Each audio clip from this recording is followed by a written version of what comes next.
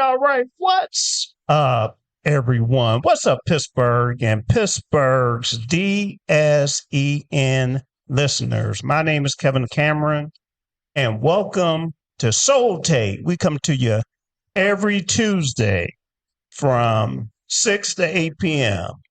And I had a little echo there, JT. I think we're straight now. JT to my right, Luther Dupree. I'll be here shortly. And you know what we do on Tuesday? We talk Pittsburgh sports and major and hot sports topics. So much as always to talk about. First of all, it's a Steelers Victory Tuesday. And that's how we like to do things, JT. You know, kick things off after a victory. Yeah, we need to do it more often, though. Yeah, we do need to do it more often. And, you know, we made some projections probably about 2 weeks ago. We looked at the Steelers schedule. We looked at the Ravens schedule. And we tried to determine what the record would be the rest of the way. We're going to take a look at that again, JT, because, you know, when people make predictions, I don't like for the predictions to just be put away and never revisited. I believe that you should take a look at the predictions you made as compared to the actual results. So we'll definitely do that. Definitely. Hopefully everyone is doing well. If you are on YouTube, thanks for joining us on YouTube. If you're on our radio stream, thanks for joining us on our radio stream as well. The numbers are on your screen if you are on YouTube. If you're not, the numbers are on the website, but we're going to give them to you anyway. JT, what are the numbers? Calling in 412-213-8995. And if you want to text in and join the conversation, it's 412-218-3888. And please make sure, if you're calling in, call the correct number and not the text line. That's right, because we get that a whole lot. But we know you're trying, and that's important for you to try. But we would love to engage you in the conversations that we'll have today.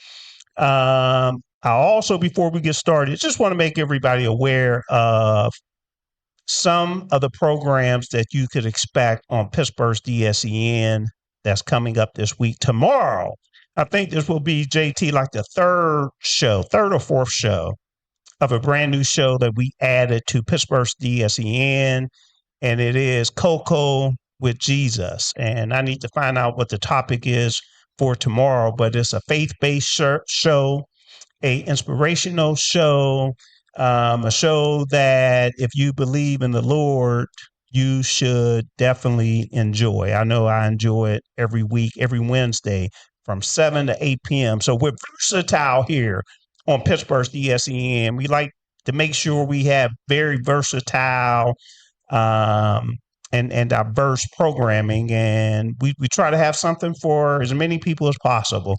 Also, I'm not sure if you heard this, JT, but it's the Christmas season, man. And we added Christmas music to our music programming. All right. Okay, so all the different music programs that we have, we integrated the Christmas music into those programs. And then coming up, I think maybe next week, not this Sunday, but the Sunday after, we're going to have 2 straight Sundays of Christmas music that will be put in place of our regular gospel Sunday music. There'll be Christmas music, of course, celebrating the season. So everyone, hopefully you'll be able to listen to that and get you in the spirit. Get you in the spirit, man. The season is all about the Lord. It's all about the Lord, no matter what they do from a world standpoint or a commercialism standpoint. But we won't preach, JT. We'll get to the topics as far as what we'll talk about today. We're going to start off talking about our Pittsburgh Steelers. The Steelers beat the Ravens. Hey, Pastor. 27-22 to take control of the AFC North. And one of the things that I talked about, JT, before the game, if anyone heard my pregame preview, I said it's a must to be able to stretch the field. Okay. And I'm happy to see that the Steelers had a different mentality going into the game, right? They had a different approach, okay? They had an aggressive approach, and they started off first play of the game, Aaron Rodgers hitting DK Metcalf down the right sideline. It was a beautiful pass, JT. Yes, it was. So that's one of the things they corrected. There's a number of other things they need to correct moving forward, but they were able to stretch the field.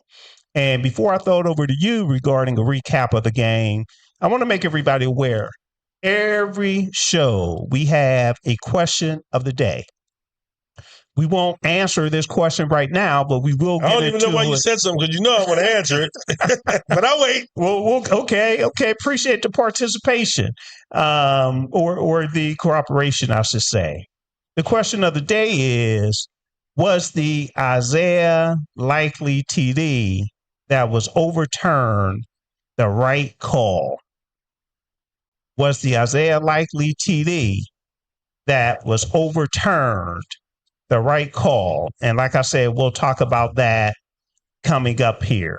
And everyone, you see Luther Dupree has joined us. We'll give him a minute as well to get his headset on and get moving, because I know he has a lot of things to say regarding that particular question. And Luther, if you could slide over that way a little bit, there you go. So we want to make sure we have you in the camera. If you want to, you could give, you're close enough, unless you want to give JT a hug. No.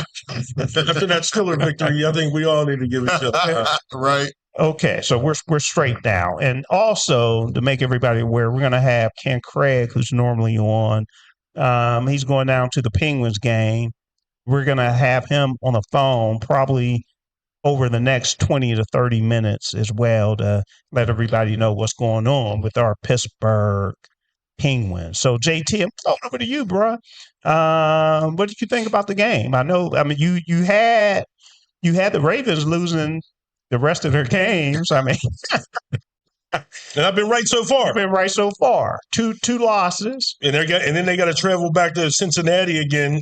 And I think Joe Burrow's a little upset from that victory he let get away from him, but at Buffalo. But you know what?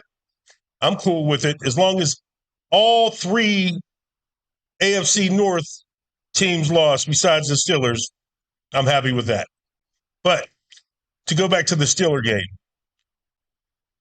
I think, and everybody knows this is an opinion-based show. I mean, just a concept of what we do, but I just don't think that the Steelers are using their personnel to the full extent. And the reason why I say that is when we're having problems running the ball, okay, what I kind of get is when, say, for instance, Mount Washington goes in motion or another player goes, you kind of feel where the run's going. Okay. My personal feeling, I think they need to try is put Mount Washington at fullback. Okay. And now you leave kind of more so the defense guessing, and then you have that guy in front of you that is going to just – nobody wants to hit him. Nobody wants to go pad for pad with him. So I think that will – I just personally think that would help. Oh, they need to try something. Something to get that the running game. 34 yards rushing just is not going to cut it. Right. And not going to cut it. And I don't know what Caleb Johnson's role is in this offense at all. To me, I think personally it was a waste of a pick. And I just was Jonnu Smith out? Was he? I didn't even see him one time for real. He had some targets. He had some targets, yeah. But when you have a guy who has 88 receptions the year before with a Miami team and a quarterback Tua, I know we got to do better with him. I mean, seriously. But the biggest part is making adjustments at halftime.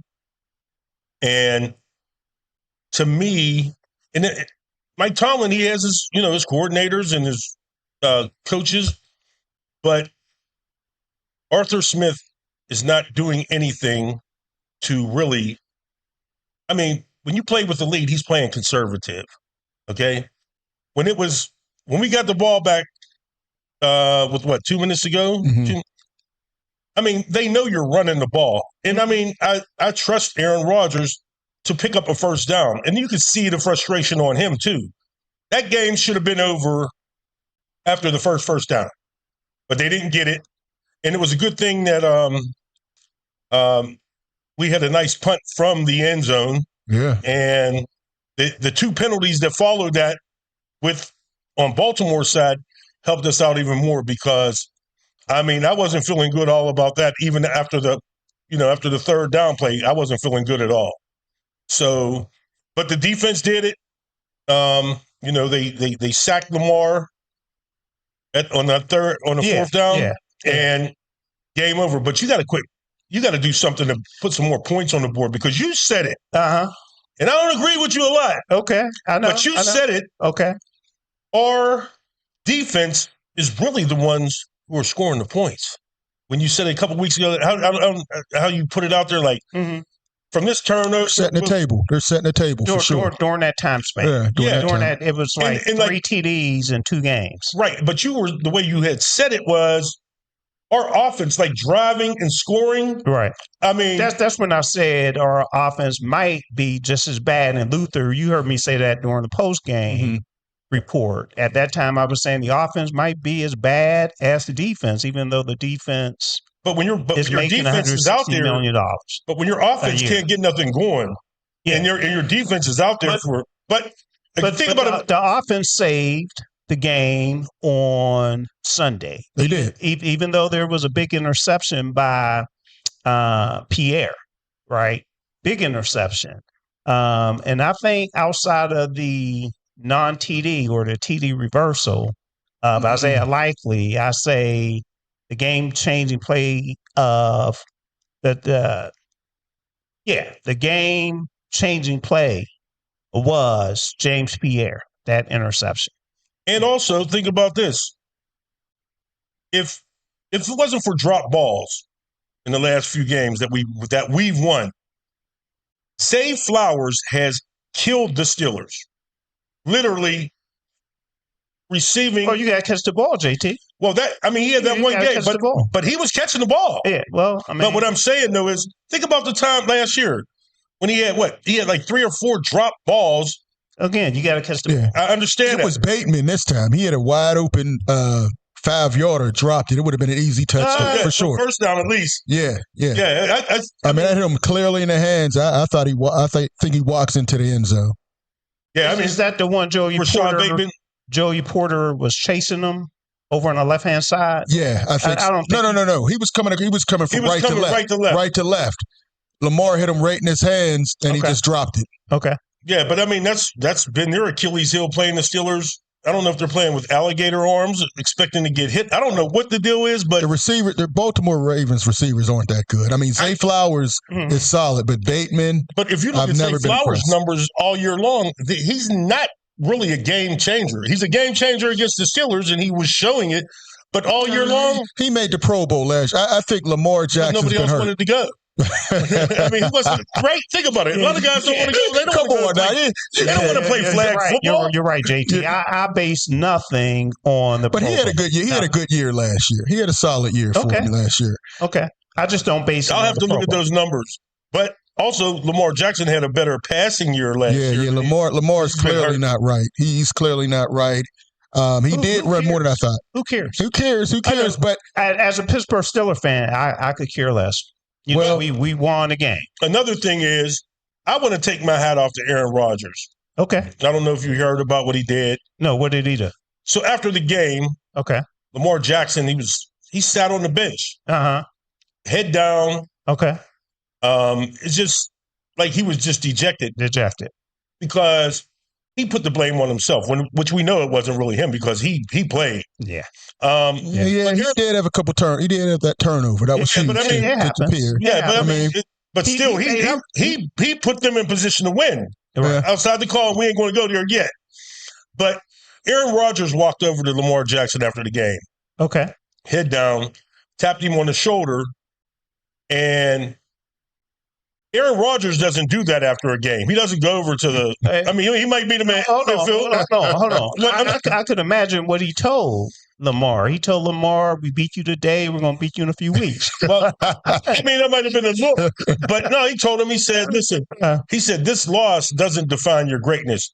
He said, the league – he told Lamar Jackson, the league is lucky to have you in it. Oh, nice. And his whole demeanor, everything about Lamar Jackson just changed. And to me, it's true. Outside of the, the rivalry, they call it hate, but I mean, hate's one of the worst words. Yeah. Football hate, but different. When you're done playing, if you can shake a man's hand, there's no hate. I'm sorry. Yeah, but I'm sorry. We all remember the Steelers-Bengals rivalries, right? When they have Perfect. Oh, yeah. Okay. Perfect, Pac-Man Jones. It was nasty. Guys, Joey Porter. And they still run their mouth. Yeah, and the thing about it is Baltimore and Pittsburgh, Steelers-Ravens, been rivals for decades now. It has always been respectful. It has always been respectful. And coming into the game, I had an opportunity. I was at the game. I had an opportunity before the game to listen to some Baltimore radio. Okay, so when I'm in another city, I like to do that to get a feel of what they're talking about. Okay. And they were really down on the Ravens. They felt as though the game didn't feel like a Steelers-Ravens game going into it. And they talked about how the Steelers fans felt as well with the chance the previous week fire Mike Tomlin. So they're doing Renegade, all that stuff. Exactly. Wow. So, however, the result of the game actually turned out to be a good Ravens-Steelers matchup. The result, it was a 5-point game. Unfortunately, it had a few controversial calls. The biggest one that we'll get into now is the Isaiah Likely touchdown reversal. When I first saw it, I said they got it wrong. And I still think they did. They got it I think they came out and admitted they made a No, they didn't. Well, no. But here's the thing about Here's the thing about that catch. You have to remember when he caught that ball and it was out in front of him. It's out in front of him. To me, that really isn't secured yet. But it looked to me, though, they said where I seen some difference is it looked like he dropped the ball. It don't look like it got knocked out. It looked like he just dropped it like he already scored. It looked like Porter knocked that out. But you look at that call and you look at Roman Wilson a couple games ago. Is there much difference between those two? I mean, he had it out, took a couple steps. There's a big difference because one was in the end zone. I mean, they were both in the end zone. In the back, Roman Wilson was coming left to right in the back of the end zone, but he made a foot, but he brought it to his body. He never brought it in. He caught it, took 2 steps. Yeah, he took 2 steps and 4. They called that a touchdown for Roman Wilson. First, they said it wasn't. They reviewed it. That was a touchdown. I guess there was a difference of maybe he got 4 steps. You talking about when he went to the ground? No, he had it up. Yeah, didn't he go backwards to the ground, if I'm not mistaken? But he lost it. He lost it just like Likely. But I guess he took 4 steps. Either way, I think it was a wrong call. I thought for sure it was a touchdown. Well, I was looking for the information because directly after the game in the press box, they gave us the NFL, I forget exactly what they call it, the press release regarding the controversial plays. There's another name for it. But they said that it was not a touchdown, and they gave the reasons that it was not a touchdown. And it was basically, they were saying that he needed to have a third step in there to have control. And that's where the question. That's where the question was. It looked like he had that third step and was pulling in, but there's so much gray area. We've seen one called a touchdown. We've seen one not called a touchdown. It's hard to, that was the game changer. I mean, that was. Yeah, but however, keep this in mind, and I tell people, okay, don't get it twisted. Okay, that's not like it was the last play of the game. No, that's not like it was the Jesse James. But that was the game changer. That was the touchdown. Okay, a few years ago against New England. New England. Okay, on Sunday, right? If Baltimore goes up, okay, the Steelers were up 5. Now they go up 1. What do you think they'll do? They'll go for 2. Right? They'll go for 2. Even if they go for 2 and make it, it's a 3-point ball game with 2 minutes and 34 seconds left in the game. And who knows what would have happened. I mean, they just had 2 kickoffs that went out of bounds. Right. Where the ball was placed on the 40-yard line.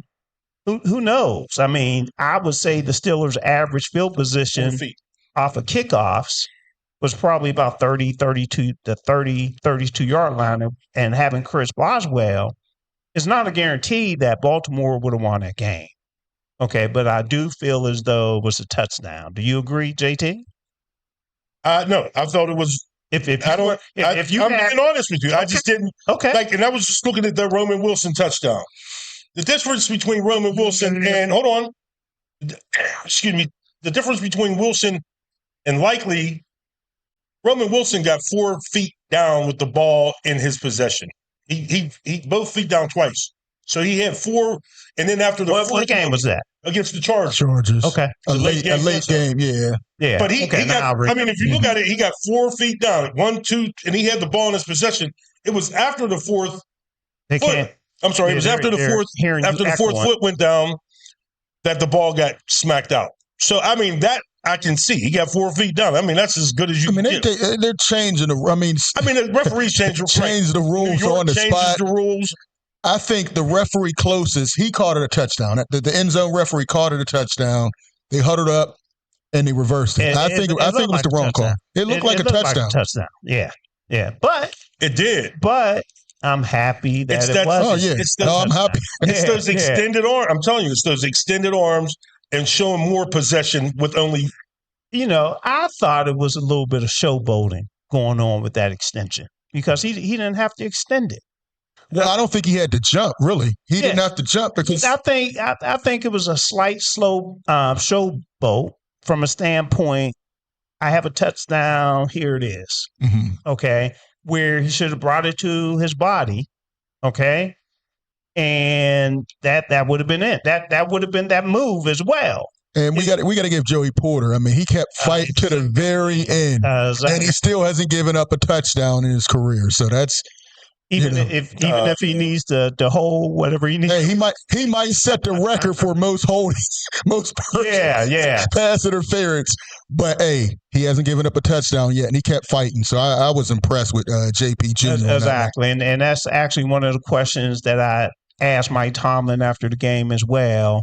What did he think about Joey Porter not quitting on the play? That's very important, not quitting, because a lot of the other players would have just gave up. Right. Would have just gave up. And I think that as a whole, the Steelers didn't quit, and that's what I wanted to see. I said that last week. We're going to see if they really have Tomlin's back. I mean, it was a lot of heat, and they came out from the very beginning aggressive. And I think that a unit needs some credit in one aspect of the game, not the running aspect of the game, but the pass protection, the offensive line. Aaron Rodgers did not get sacked one time. Yeah. Okay, one time. Let's go into some of the other controversial plays. What about the self-catch, the batted ball? Yeah. Batted ball came back to Aaron Rodgers. He caught it right when I saw it on this one. I wish he would have knocked it down. He said he was trying to. He was He said he was trying. He's 42 years old. He ain't as quick as we used to be. He grabbed it with two. I thought he could grab it right. His mind was thinking he was the old A-Rod who would have caught it and ran for another 5 yards. Yeah, he was down. His knee. Down. Once he grabbed it and his knee was down, he's down. I thought he was down from the beginning. But a Ravens player had his hands on the ball at the same time. So did he really have it? They were fighting. He didn't have control. He didn't have control. I don't think either one of them had control. I think Rodgers had control. Yeah, he had it in his hand, but his knee was down. Yeah, the Ravens guy had control. If you get control, if you have control and you're down, it's over. It's over. It's offense, yeah. Yeah. The other play was on the field goal. Right. Okay. Where Jones got called for hitting that center. They could call that almost. No. They both. There was two guys that hit the center. Their thighs touched the center. Did they hit the center? Their thighs barely touched the center. Look, I'm going to bring it up. It usually happens when you go head up. They both were on the side. I've seen that let go a number of times. The fact that they called it, I was shocked. I was shocked. We have our first call of the day. Who's on the line? This is Diva. How you guys doing tonight? All right. How you doing, Diva? We love the Divas. That's right. What's going on? Hey, a question. Mm-hmm. I'm a Steelers fan, but I get mad when they lose. So when they lost last week, I was real upset. So I'm excited this week. But my question is this going to be an up and down week? And how far can we go? Can we win? Can we get beyond the playoffs?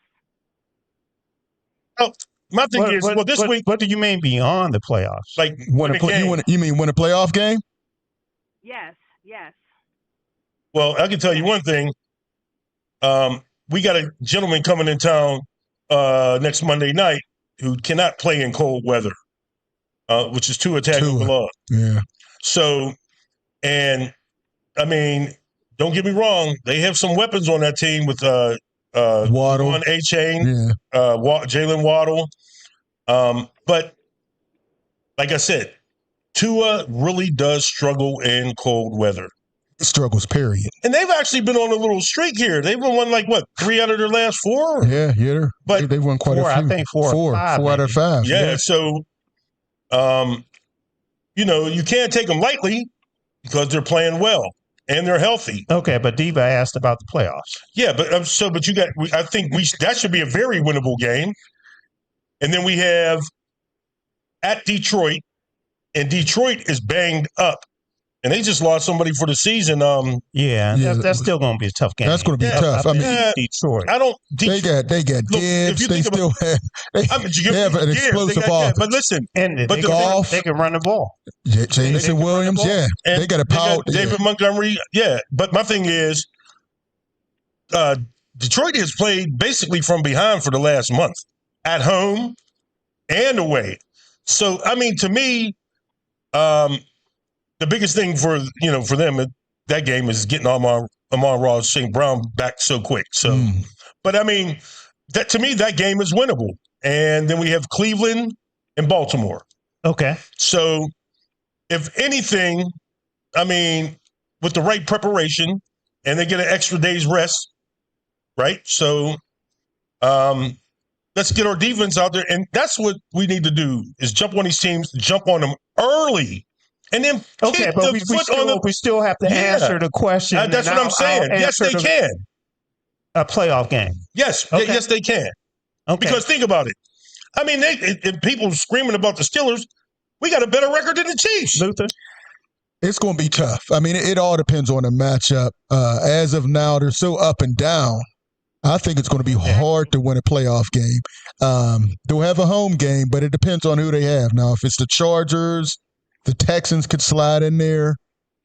Right now, I'm thinking they may be one and done. Well, we're gonna talk about the playoffs later, okay? But right now, just looking at the playoffs, the Steelers are the number 4 seed in the playoffs, which means that the 2 will play the 7, the 3 will play the 6, the 4 will play the 5. Buffalo. No. The Chargers are the 5th seed right now. So Justin Herbert I think that was a sloppy game yesterday. His hand is busted up. He's a warrior. Do you think the Chargers are going to finish higher than Buffalo? I'm just saying, as of today. Okay. As of today. Okay. Well, they have to, because you think about it. Well, here's the reason why. Because they ain't going to win their division. Let me finish. That's Denver's division. And I think that the Steelers could beat the Chargers here in Pittsburgh in January. I really do.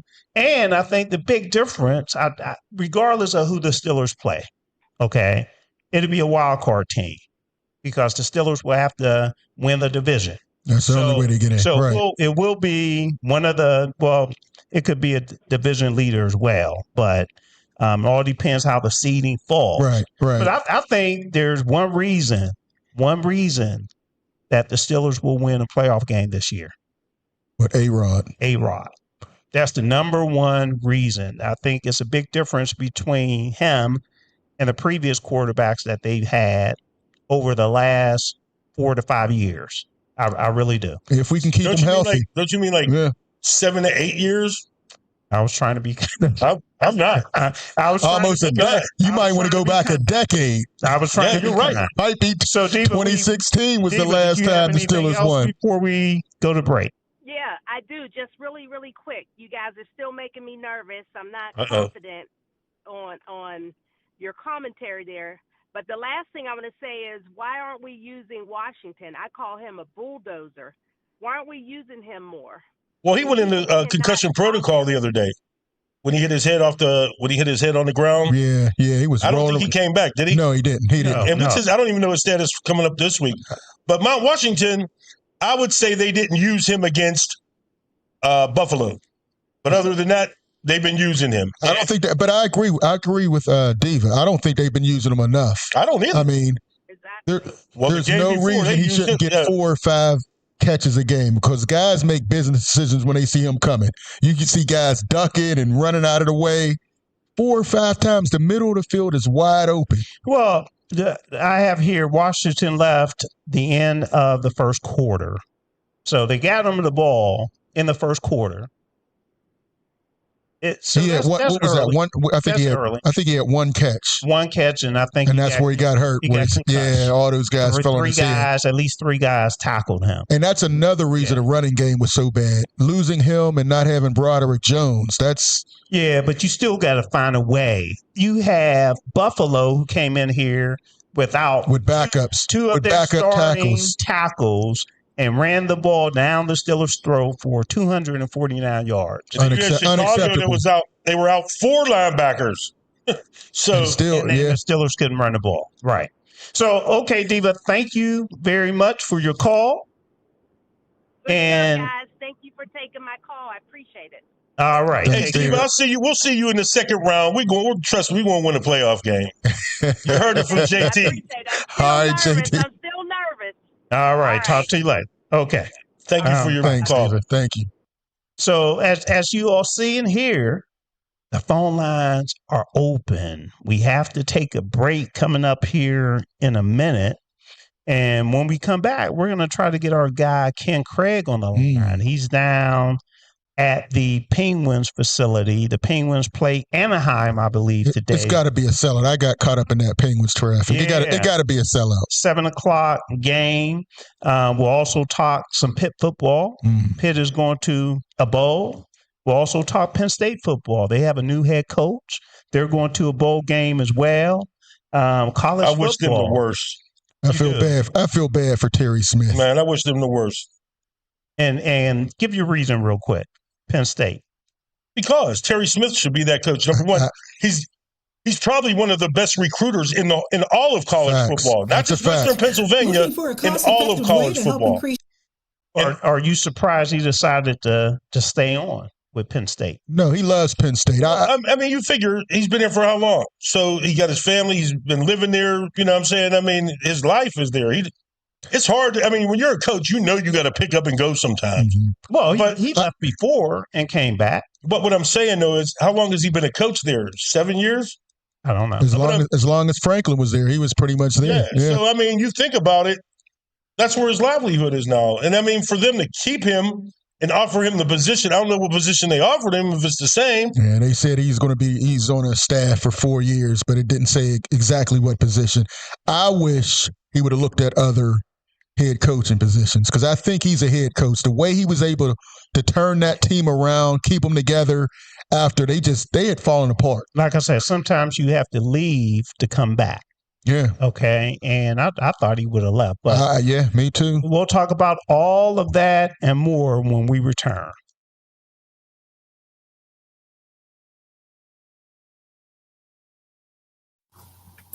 Looking for a cost-effective way to help increase your company's bottom line? Look no further than Soul Pit Media. With our award-winning print, internet, podcast, and Soul Pit television options, we can help your business get to that next level. For more information, contact Craig Dawson at 412-407-7685. That's 412-407-7685. And let Soul Pit Media take you to that next level. Business owners thinking about back-to-school promotions and replacing summer flavors with pumpkin? What about your taxes? Reduce your stress and tax liabilities by planning for tax time now with Cameron Professional Services Group. CPSG takes your goals, values, and visions to create a custom tax plan catered specifically to your business. We work closely with you to ensure that as your business grows and goals shift, so will your custom plan. Located in the Hill District in Pittsburgh, PA, CPSG is a CPA and consultant firm, providing services in accounting, auditing, tax planning and preparation, community development, and operational management. Call Cameron Professional Services Group today at 412-251-0607. Have you had the Beat by Niche experience? Beat by Niche is one of the top makeup artists in the city of Pittsburgh. She's touched the face of Cardi B, Love and Hip Hop personalities, and various Steeler wives. If you have not sat in her chair, what are you waiting for? Visit beatbyniche.com to schedule your special makeover for all occasions: weddings, graduations, proms, photo ops, and more. Visit beatbyniche.com and experience the touch of excellence. Pittsburgh, it's an old school party. Yes, each Saturday we throw it back with some of the best old school music, funk, R&B, old school, rap, hip hop, and all the jams that make you move and dance. Yes, check it out. Each Saturday, right here on Pittsburgh's DSEN. All the old school jams, 6 to 11 p.m. Pittsburgh, have you seen our Sunday radio schedule? Ooh, it is lit. Start the day off with our Sunday gospel music from 7 a.m. to 3 p.m. It will inspire you and have you praising the Lord. Then from 3 to 8 p.m., we bring you Sunday jazz melody for all the jazz lovers. Then cap off the night with The Quiet Storm from 8 to 11 p.m. to hear the best smooth, romantic, and soulful R&B sounds of yesterday and today. All that each Sunday on Pittsburgh's DSEN, the place for soul.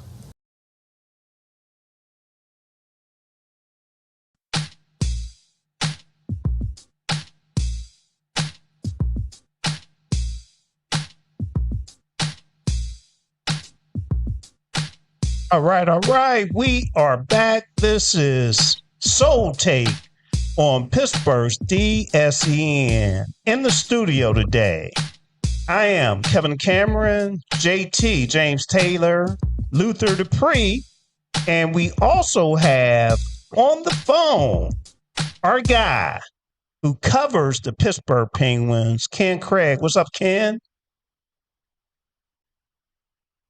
Ken, can you hear us? Let me see. I had you on mute, Ken. Can you hear us now? I can hear you now. Excellent. What's up, Ken? Hey, Ken. Hey, how you guys doing? Good. Right. Hey, we know you only have so much time. You are down at the Igloo covering our Pittsburgh Penguins. That is correct. Yes, we are. We're here, and we are at. We're in December hockey now. So the Penguins start their 5-game home stretch tonight versus Anaheim Ducks. The Ducks are a young, red-hot team. They're currently 18-10-1 and 6-4 in their last 10 games. So we have a tough one for our first home game tonight. The Pens are currently 14-7-6 and 5-2-3 in their last 10 games. So we had a historical October and a forgettable November, but we're off to a good start so far in December, getting our last 5 of potential 6 points to start December. All right, so Penguins lost against Dallas. When was that? Was that Monday, Sunday, right? That was Sunday. Yep, Sunday. We actually played 58 minutes of great hockey, and then the last 2 minutes of the game let in a goal to tie it, and then Dallas Stars won it in overtime. All right, and what's going on with Malcolm? Yeah, he the other day he was announced that he was going to have a maintenance day off of practice down in Dallas, and that ended up leading into missing the game against the Stars, and he was announced today he's going to be out of this game as well. So they have not given any updates yet. It's just a upper body injury. Hoping it's not too serious, but as of right now, he'll be day to day. Yeah, well, they actually put him on IR, Ken. Yeah. So go ahead. IR is quite a bit different in hockey as it is in football. So he'll it's basically going to be like 7 days. Unless it's going to be longer than that, then they'll let us know afterwards. But as of right now, he'll just. Right now, it'll be kind of day to day, but looks like he'll have to miss a minimum of a week. Got you. So the outlook for tonight, are you predicting a Penguins victory to help them get to JT's number of 45 wins for the year? I don't know if I'm predicting a win. Anaheim is a tough team. They're currently top of their division. The big thing here is, our hot goalie, Sanjari, who's been playing he's been keeping us in every game, as of late. He's going to be sitting down tonight for our other goalie, who is Arthur Seeloff. He's been struggling as of late, the last 2 starts, that he's been in. He's been pulled in the second period both times. So we'll see if we can recover and get us to a win tonight. But I think that's going to be something that we need to keep an eye on. Okay. So the last couple games, the Penguins, the competition has been pretty stiff. We've pulled some big wins out. Tampa Bay Lightning, that was a crazy game, but we pulled it out. Dallas Stars, they are a phenomenal team, and we were able to take them into overtime. So we've been putting a much better brand on the ice as of late. So I hope that we can continue that. I think the fundamentals have been there, but we've been playing some really tough teams. How have our call-up players been looking, Ken? Say that again? How have our players that have been called up, how have they been looking, the ones that have been called up the last couple of weeks? We're in like a really unique situation, right? So we have a lot of players that are playing top-level AHL who are right on that cusp of coming up. So you're ones that are coming up and getting the opportunity are making the most of it. So we have a big logjam of players who are playing in the AHL right now who could be on NHL rosters. So when they're getting called up, they're playing really well. They're making a mark for themselves. We just had 2 new names called up today, and Sam Poulin, and oh my goodness, Dan Heinen. those two will be playing up here tonight in place of Evgeny Malkin and I believe Blake Lazat. Yep. Okay. Well, we know you have to go, and we have to go as well. So we won't keep you. Actually, we have a call we have to get to as well. So, awesome. Well, thank you for checking in. I appreciate it, and let's go Penn. Yep. Let's go Penn. Go Penn. All right, let's go Penn. Great job, thanks, Ken. Yep. All right, thanks, guys. Okay. Bye. All right. So we have our second caller of the night here, Kurt. What's going on, Kurt? Thank you for taking my call this evening. No problem. What's up, Kurt? Hey, guys. Great show again this week, as always. I know Thank you guys are doing hockey talk, and I'm a big hockey fan as well.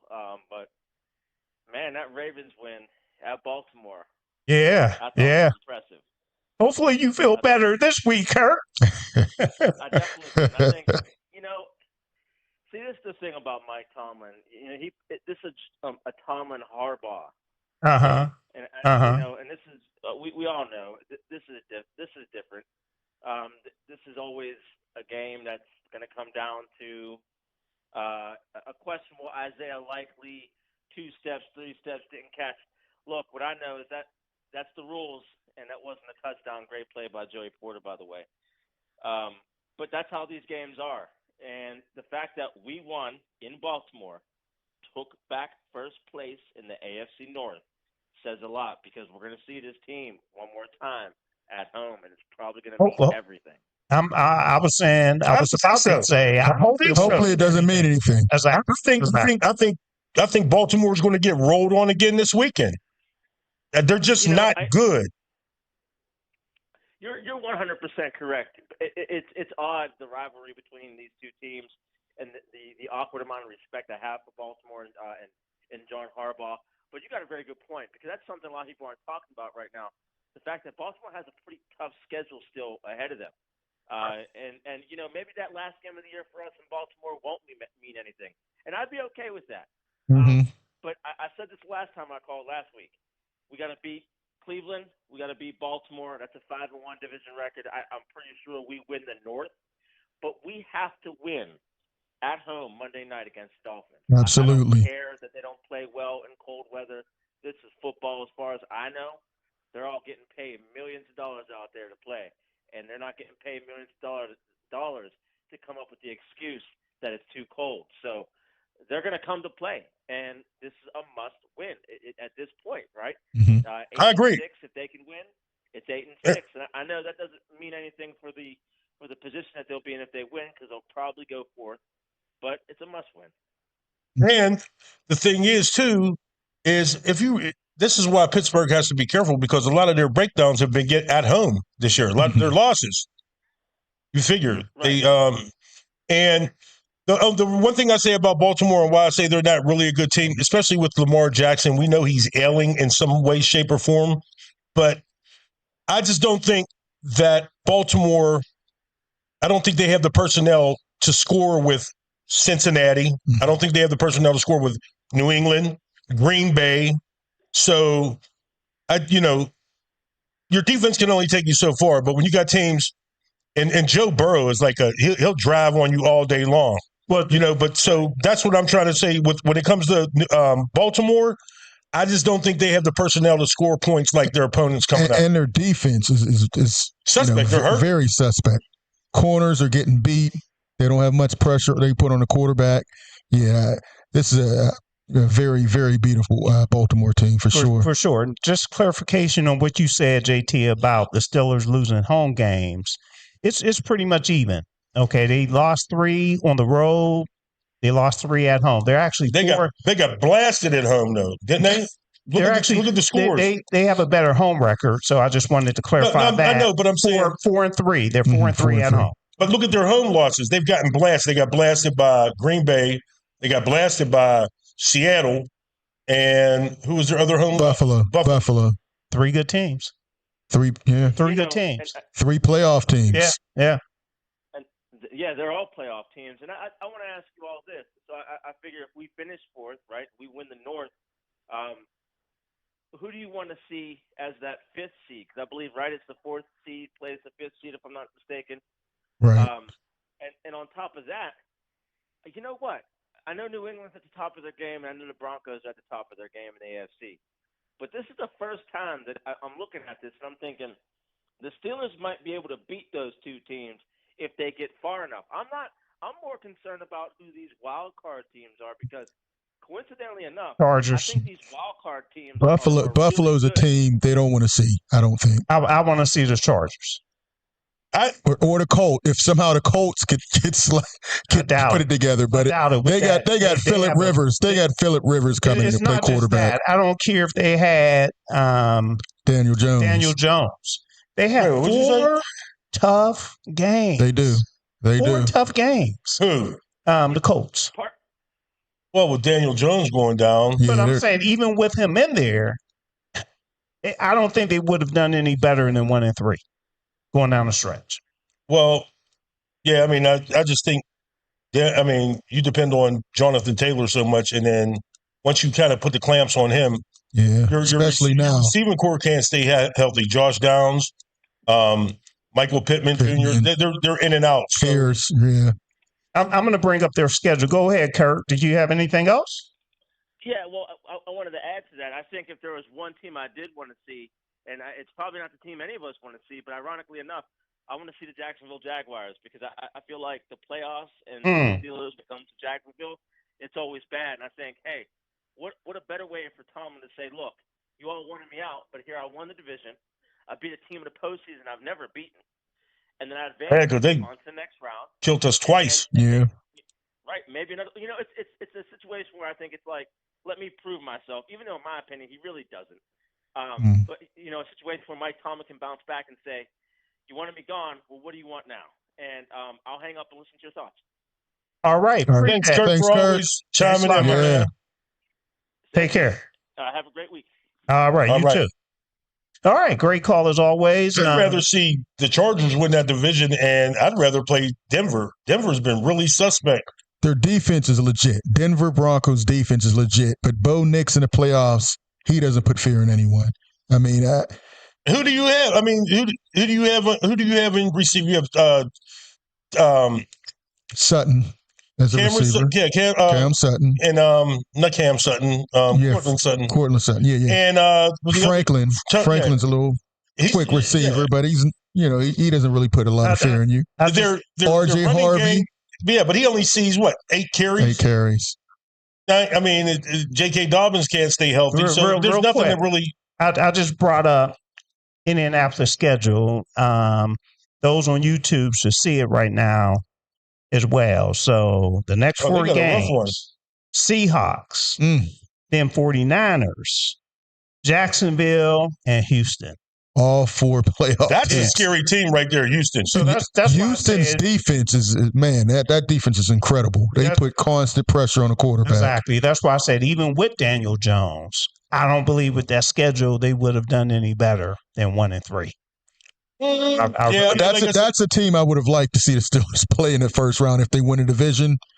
Yeah, that's the team you want. But you got to remember, and I agree with you, but you got to remember, the playoffs, it starts a whole new season. It does. And you have teams that really, I mean, they leave it all on the field. So, but our offense, they better come up with something going into these playoffs, because I'm telling you, what Arthur Smith has been putting out there as far as play calling, you are not going to survive in any playoff way, shape, or form. You're just one thing about this though. A-Rod played with an energy we hadn't seen in a long time. Now, he said he was feeling better, but I think he has more confidence in, MVS coming up, and also Adam Thielen. He's good friends with both of those guys. There's a comfort level, and Roman Wilson was a healthy scratch this game. Right. So I think that had a little bit to do. We saw him run around the corner and score. I know the Baltimore Ravens were shocked. No one was there. Right. They were shocked. Peyton Manning scoring a touchdown. They're like, wait, he ran? So and he was energized to him too, because he got away from that. And then when I saw him do the championship belt, I said, "Oh, he's ready to go." Yeah. We have not seen that all year. Let me ask you this. Do you think this was a little overboard, the blowing of the kiss from Mike Tomlin? He does that on a regular basis. He does it all That's the his time. signature. That's the win. I think they put that on man. You know he what? does that on every time he wins. He looks at the camera. JT in the mic. I know. I am. I'm saying I am. But my thing is, I haven't seen him do it in a long time. But they made sure. They caught it. They made sure. But everybody's crucifying him for it because they're like me. Like I haven't seen it. I don't really remember him. You can only see it if you go to the game and you look for. Kev, let me tell you something about these knees and this ankle. I can't get around the games if they don't show it every game, the only way you'll see it would be if you were there. No, because I'm gone before the end of the game because I'm not waiting in all that traffic, Kev. There you go. I'm just saying. But like I said, but do you see how social media is making a big thing out of like it's the first time he's done it? Right. I mean, they're really he's classless. Right. There's a whole meme of Tomlin doing that. He's been doing it for years. This is not new. The thing about it is when someone doesn't like you, they nitpick and they find any little thing to get on you about. You see, the guy can't even get credit when he goes on the road, right? Mm-hmm. And beat his AFC North rival. And come out of there in sole possession of first place. Okay, and that's why last week I said that I was resisting the Mike Tomlin power movement. You said keep him. You're the president of the club, right? I said keep him as well. There you go. And I think we still got it. Look, I started the protest. Is what I'm saying. I started the protest. Yeah. Put your name on it. Put your name on that. And from what our defense went through the week before that and the week before that, I got to give my man Terrell Austin a shout out because don't do that. Not at all. Not at all. Listen, not at all. Let me say. Wait. Not. Did they not? Why what not? Are you talking about? What are you talking about? Did they not improve? Derrick Henry did not rush for 100 yards. No, he didn't. You know. They took the ball out of Derrick Henry's hands. Yeah, the offense put them in a position where they really couldn't use them as much as they wanted. You know, exactly, guys. No, not 100 yards. Well, let me get him. He didn't see the ball for the longest time. Right. Think about it. And they knocked him out. You know, for a while they hit him. He was out of the game for a little bit. They were hitting. They were hitting, Kevin. I'm not sure what game you all were watching. Okay, Kev. Look. It's 2-1, man. You voted out. You were there. What game were you watching? What were you looking at? If I could get a word in, you can't. I'll explain why what you two are saying is not true. And, this was brought up after the game to Mike Tomlin, not only by me, but others as well. Okay. And he recognized it as being a problem. You look at the stat sheet, which I have right in front of me. 40 carries, fellas. 217 yards.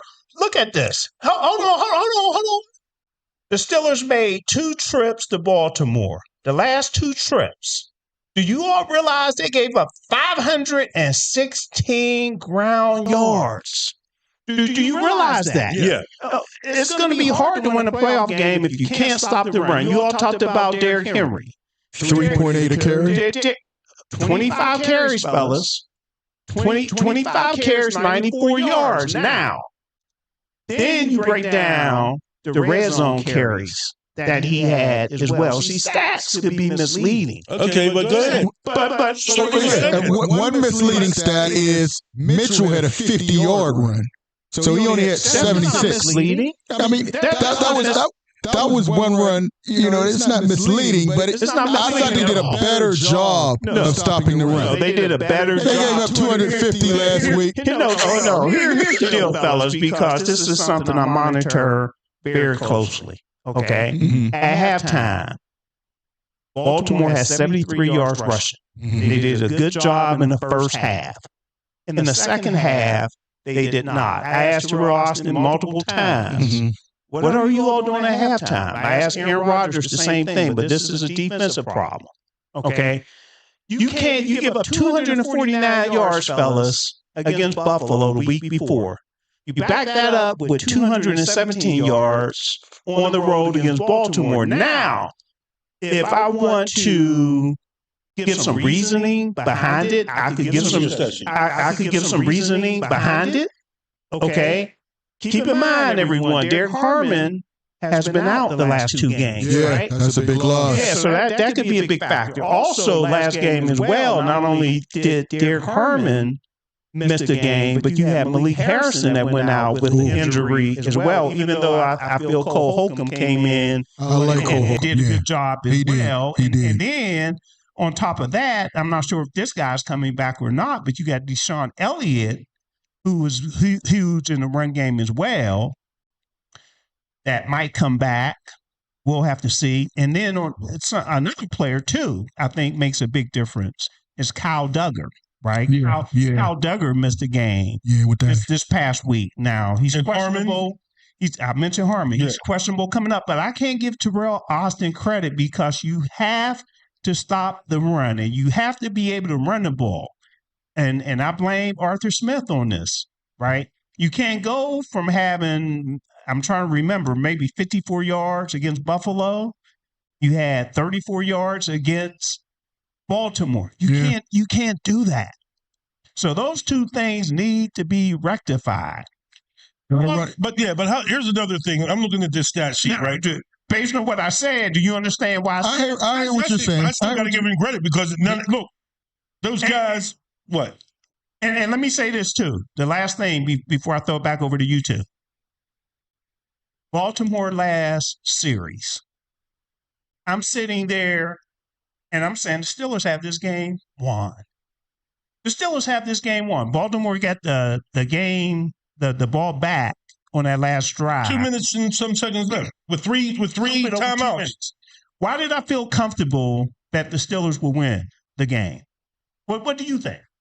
But you thought they have a chance to get the ball back if they scored? No. JT, what do you think? What's that? What's the question? Why did I have so much confidence that the Steelers would win the game because Baltimore had the ball in their hands for the last drive? You didn't think Lamar Jackson could No, well, the thing is, in the same point I've always made, Lamar Jackson. No. Here's the one reason. Baltimore had no timeouts, and see, a lot of people don't credit Mike Tomlin for his time management when it works. They wait until it doesn't work, and they get on them. He called the key timeout during that stretch as well. But the biggest reason Mike Tomlin made them use their timeouts the last time the Steelers had the offense. Ball, they ran it. Baltimore gets the ball with over 2 minutes. Now the running plays go away. Mm-hmm. That's why I felt confident because I knew Baltimore. That's what I just said. You put the ball in Lamar Jackson's hands because, and I've said it. What I'm saying, JT, is we can't stop the run. And if you take the run away from a team, I feel confident. Dude. I feel confident. Luther said it right. Derrick Henry had 20-some carries. If Derrick Henry has 25 carries, he should be. I mean, in most cases, Derrick Henry should be close to 150 yards, no matter what games he's in, for 25 carries. Lamar Jackson also had 43. 43. But, I mean, he was running for his life even on those 43 yards. And Mitchell, he had what? 76. And he had the one big run. Yeah, 50 yards pretty much came on one carry. Yeah, so he had it on what, 6 carries? 6 carries, 76 yards. Yeah, so hold on. He had what? In one carry? 6 carries, 76 yards. No, one carry. He had what? 50. It was a 50-yard. What was his long? 55 yards. 55 yards. What did we rush for? 34 yards. The whole game. But you know what else? That's unacceptable. But, I agree. Yeah, but here's the other thing, though. As bad as we've been in the second half with making a change, Pittsburgh just showed you how bad Baltimore's secondary is. They are terrible. They cannot stop nobody. Yeah. Marlon Humphreys is definitely showing us. Yeah. But when we were up at Cloud 33, Cleveland had them beat. Absolutely. Shedeur Sanders had them beat. Shedeur Sanders had a game. We're going to talk about Shedeur. Yeah, but I'm saying coming up. We're going to see him. We're going to see him. And it's not going to get any easier for Baltimore this weekend at Cincinnati. Cincinnati has their number. They can always put up points. When Baltimore's defense was good, they could put up numbers. Now that they're an average defense, Cincinnati's going to be rolling. But see, and here's the other thing. People were talking about, and this is just going back to our conference. I don't want to change it too much, but people were talking about Joe Burrow and what's the difference because Joe Flacco was putting up big numbers too while he was here. But it's a different type of management, game management. See, Joe Burrow knows how to eat away and eat away and eat away and eat away at the clock. Yeah, but Joe Burrow makes some costly turnovers. I agree. I agree. That one where he just threw a shot put. I agree. And the pick six. Come on, the pick six. And then whatchamacallit, the week before he had the scoop. Yeah, for a touchdown. He's on fire. But you better believe Joe Burrow's going to bounce back. And because he don't have too many of those games, 2 games in a row. So, like I said, I hope he lights Baltimore up. I think he will. So that was the key thing. I thought if Baltimore would have beat Buffalo, I thought they could have really ran the table. You mean Cincinnati?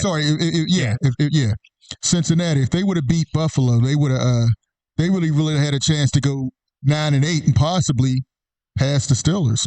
All right. So what we need to do, we need to go ahead and take a break. The question of the day, and I believe we already answered the question of the day, but if you all would like to call in and answer this question of the day or text in, please do so. Was the Isaiah Likely TD that was overturned the right call? Yes. When we come back, we have some catching up to do.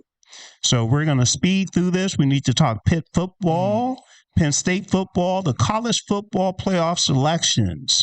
Was Notre Dame wronged is a question. And who do you all like to win the Heisman Trophy? The Heisman Trophy is coming up. That award will be presented this Saturday. And before we go to break, I forgot. I'm sorry, baby. I love you to death. I got to wish my sister Tony a very happy birthday. This is my A1 from day one.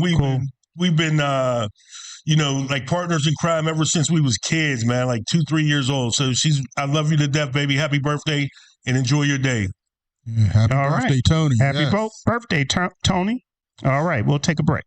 Pittsburgh, it's an old school party. Yes, each Saturday we throw it back with some of the best old school music, funk, R&B, old school, rap, hip hop, and all the jams that make you move and dance. Yes, check it out. Each Saturday right here on Pittsburgh's DSEN. All the old school jams, 6 to 11 p.m. Pittsburgh, have you seen our Sunday radio schedule? Ooh, it is lit. Start the day off with our Sunday gospel music from 7 a.m. to 3 p.m. It will inspire you and have you praising the Lord. Then from 3 to 8 p.m., we bring you Sunday jazz melody for all the jazz lovers. Then cap off the night with the Quiet Storm from 8 to 11 p.m. to hear the best smooth, romantic, and soulful R&B sounds of yesterday and today. All that each Sunday on Pittsburgh's DSEN, the place for soul.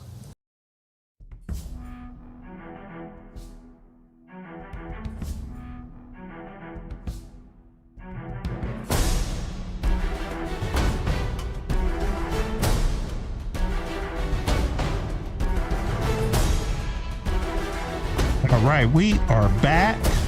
We've been talking primarily about our Pittsburgh Steelers, that victory over the Baltimore Ravens. You guys, you know, we've been talking Colts and everything. I almost said Baltimore Colts. Baltimore Colts. See, I thought you said Burt Jones was the quarterback. Yeah, I know. And so I'm Kevin Cameron, JT James Taylor, and Luther Dupree. And as well as wishing my sister a happy birthday, we also got to, look on the other side and just pray for the family for former L.A. Lakers star Eldon Campbell, who passed away at the age of 57 in a drowning accident, it was, I think. Wow. So definitely. Yeah, so, God bless, prayers to his family and, God starts that healing process. All right, Pitt football. Pitt is going to the Military Bowl, and the Military Bowl This will be Pitt's Annapolis 39th all-time postseason appearance. Are they playing Navy? They'll face East Carolina in the Military Bowl, Annapolis, Maryland, on December 27th. The game will kick off at 11 a.m. at Navy Marine Corps Memorial Stadium and will be nationally televised on ESPN. So everybody put that on your schedule. Again, December 27th at 11 a.m. There's a few awards I would like to get to as well. Pitt had 3. If I can find it here. They actually had 3 players. Did you want to say something? No, I was just saying, the season, what could have been if they could have done something against Notre Dame or Miami, but they got smoked in both of those games. What about, did you think West Virginia could have made a difference too? That was a horrible loss. That was a horrible loss. But Pitt, as we look at the recruiting, didn't have a great recruiting class. I thought there were some local guys they missed out on. West Virginia, did their thing with recruiting. I thought Pitt had an average class at best, so I'm not sure how much they're going to help them next year. But we'll see. How much the recruiting class is going to help them next year. I was disappointed in some of the recruits they brought in. I think they got, a below average grade. Who's that? Pitt Panthers. Well, I mean, it was better than Penn State though. Big time. Penn State was maybe the bottom. As far as what? Recruiting. Everybody. As far as everything this year. Once Franklin left, Pitt was better than Penn State. I said that earlier. And everything. I said they went into the transfer portal. A lot of the players. Yeah. Some of them followed them to Virginia Tech, but you got to remember a lot of those are Terry Smith's recruits. Right. And the other thing is, look for more to happen. I went to that Military Bowl years ago. My son played in it against. Actually, he went to the Ravens. He was a Heisman candidate, Keenan Reynolds, if you remember him, the running quarterback from Navy. So, but you know what? And I think, didn't I call that, Kev, last week? What did you call? I said they're going to end up in the Military Bowl or the Independence Bowl. Okay. Good call. Okay. I think last year they turned it down, or didn't they turn? What bowl did they turn? I'm glad they didn't turn it down like Notre Dame. No, I didn't. I didn't think there was a chance for Pitt to turn it down. But we'll talk about it. But here, real quick, this is what I was looking for. 3 Panthers earn AP All-ACC honors, and they are linebacker Kyle Lewis. Yeah, Lewis had a great year. Reed. Rasheem Biles. And place kicker Trey Butkowski. I believe is how you pronounce the name. No, Desmond Reed did not make it. He was injured. Yeah, he was injured a lot this year. Yeah. Usually they get, but he's a game changer. He is. All right, Penn State Pinstripe Bowl. Okay, that's appropriate for them, right? Given the season that they had, 6-6. Pinstripe Bowl. When you come into the league, they came into the year they were ranked number 2. And you ended in this bowl. I mean, you're disappointed with the year that you had. However, I think the bowl is probably appropriate. For the record, but it's a disappointment.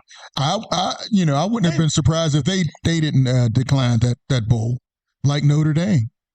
I mean, I don't know. Penn State wasn't in a position where they could decline the bowl after the year they had with getting rid of Franklin and waiting so long to get a head coach. I'm just upset. Well, that's at Yankee Stadium, right? Right, I believe so. I'm just upset. I think Terry Smith should have had a chance at that job.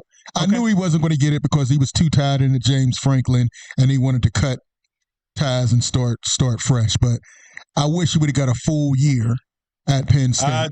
I totally agree. And I wish he would have looked at those other opportunities. I think UConn and Memphis both were sniffing around to see if, he would take over as their head coach, but he loves Penn State. What about the new head coach, Matt Campbell?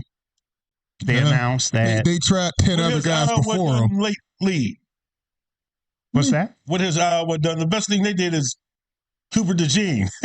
Well, Iowa State. But what about his record? State, you have to look at his complete record. Yeah, but so what? He was he was only their 10th choice. So, I mean, sometimes it works out that way. Sometimes it works out that way. I'm still mad. I wanted Terry Smith to get that job. Okay, he deserved it. Gateway's finest, Penn State alum. He loves it. Even even though he put down Aliquippa, Aliquippa's happy he didn't get that job. But he's from Aliquippa, right? But he also Aliquippa is not happy. Don't put that out there, Luther. Aliquippa is not happy that he didn't get the job. A lot of people were upset about what he said, though. I was upset with what he said. A lot of people were upset with what he said. I was upset with what he said. Yeah. With who? Terry Smith. About what? He threw Aliquippa up under the bus, saying that was a bad place. That was pretty rough. A lot of people were upset about that. I was upset. However, I know a lot of people in Aliquippa that were like, "Good, I'm glad he didn't get it." No. We all make mistakes. No, and I know quite a few. No, they was hot about that. He said, did he make? You said a mistake, right? With what he said. No, I said, was he telling the truth? And I said, no. I mean, there's parts of it that are bad. There's parts everywhere you go that are bad. That's right. I mean, that man was crying tears. He was like, I'm so glad he get the business. Here's the thing. That was really throwing him under the bus. Here's the thing, since we're talking about it, right? And I'm not going to get real political, but you all understand what I'm saying. Mm-hmm. Some of the worst crimes happen with the people that have power. Okay. Right. And then when it happens to people that aren't as well off, you get a stigma. I could go on and on. Absolutely. And on. Okay. Absolutely. So I'll just leave it at that. Before I do get too political here. Yeah. Okay. He was kind of rough. He was kind of rough. I'm happy, and my mom listens to the program as well, but I wouldn't have had it any other way but to grow up in Aliquippa. Yeah. Aliquippa made me. Yeah, everybody who comes out of Aliquippa usually is proud. When he was living there, it was rough. You got to give him the benefit of the doubt. He was going in. I can say this. He was crying tears. No. Come on, Kevin. He was crying tears. No. I was so glad to get out. It was so much better. It was so much better 40 years ago now. So much better than what it is today. Right. I don't even know how he had the nerve to say it now. He came out and apologized. Yeah. He came out. He got caught up in emotion. But we always like to see our people do well, even when they do make mistakes. Now, the college football playoffs selections were made, and the big team that was left out of the playoffs, and I think the playoffs starts December 19th, if I'm not mistaken. Notre Dame was left out.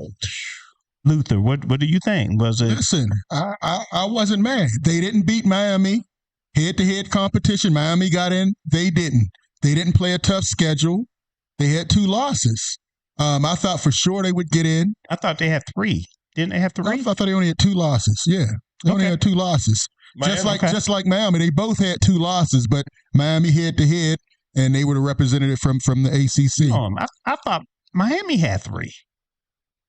Alabama had 3, right? Alabama had 3. That's the one. That's the one that kind of. Well, the SEC always gets a little added advantage. But how can you deny the team that played in the national championship game last year? Because it's a different year. Yeah, but still, I'm sorry. If Notre Dame would have been in the ACC full time, they wouldn't have had this problem. I'm glad they want to stay independent. This is the stuff that happens. Miami went 10-2. Mm-hmm. Miami went 10-2. Let me see what Notre Dame went here. 10-2. Did they go 10-2 too? You know, JT. They lost to Miami you're being and biased. No. Because they went 10. Yeah, they were both 10-2. But head-to-head, Miami beat them. JT's being biased because he has a family member that plays for Notre Dame. Whose family's originally from Aliquippa. Yeah, but I try to be objective. Man, you can be objective. Like I said, Notre Dame. I'm sorry. Notre Dame was in the national championship game last year. It doesn't matter. That's last year. Hold on. But still, hold on. And they didn't lose too many people when we were talking about the Heisman hopefuls. Your boy Love is right up there. Love. He's right up there. So they tried to anoint whatchamacallit all year long. Who, Arch Manning? Arch Manning. Too many up and down games, but to me, Jeremiah Love was the best. To me, the best player in college football, game after game after game. So, but I think Notre Dame got screwed. And Alabama, the way they got destroyed in their conference championship game. Explain. Just don't say they got screwed. Explain it. Look what the Alabama team showed up in their conference championship game against Georgia. They got beat. They got taken out back and they got beat. Did Notre Dame play in the championship game? No, but they won 10 in a row. Okay. So they won 10 in a row. When a lot of people had Pitt beating them, they destroyed Pitt. So don't sit up here and tell me that Notre Dame doesn't belong in the top 12. Look at their schedule. Notre Dame, they played 4 ranked teams. Miami, they lost. Texas A&M, they lost. It was a shootout. Right, but I'm saying it wasn't like that was the first game and the second game? First and second game. They got destroyed, so they were behind 8 ball. How did they get this? 27-24 and 41-40. So they didn't get destroyed. Listen, they lost. And then they beat USC and they beat Pitt. But outside of that, they didn't play anyone ranked. And as we talked about Arkansas, Boise State. Arkansas was winning some big games, right? When you play a weak schedule, it comes back. And okay, I'm glad here's the deal. I just put up the bracket for those on YouTube. You're lobbying for whatchamacallit to be the next coach. So we have who? You. No, Marcus Freeman. No, I'm not. You did last week. No, I did not. I said when it's time. That's what I said. I said I'm not lobbying for him. Hey, I like Marcus Freeman. I just said when it's time for Mike Tomlin to step away, Marcus Freeman would be my choice. Oh, Marcus Freeman's the real deal. Exactly. Now I understand Notre Dame is trying to work out some type of a new contract for him. Yeah, where if they finish in the top 12, they're automatically getting in. Okay, so if you all can see this, the bracket is up. We have number 12, James Madison against Oregon. James Madison is the number 12 seed, Oregon number 5. We have Texas Tech, who's number 4, that has a bye. Okay.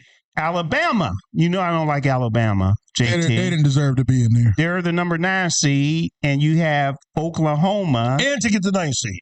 Is number 8. And you have Indiana, number 1, that just beat down Ohio State in their conference championship.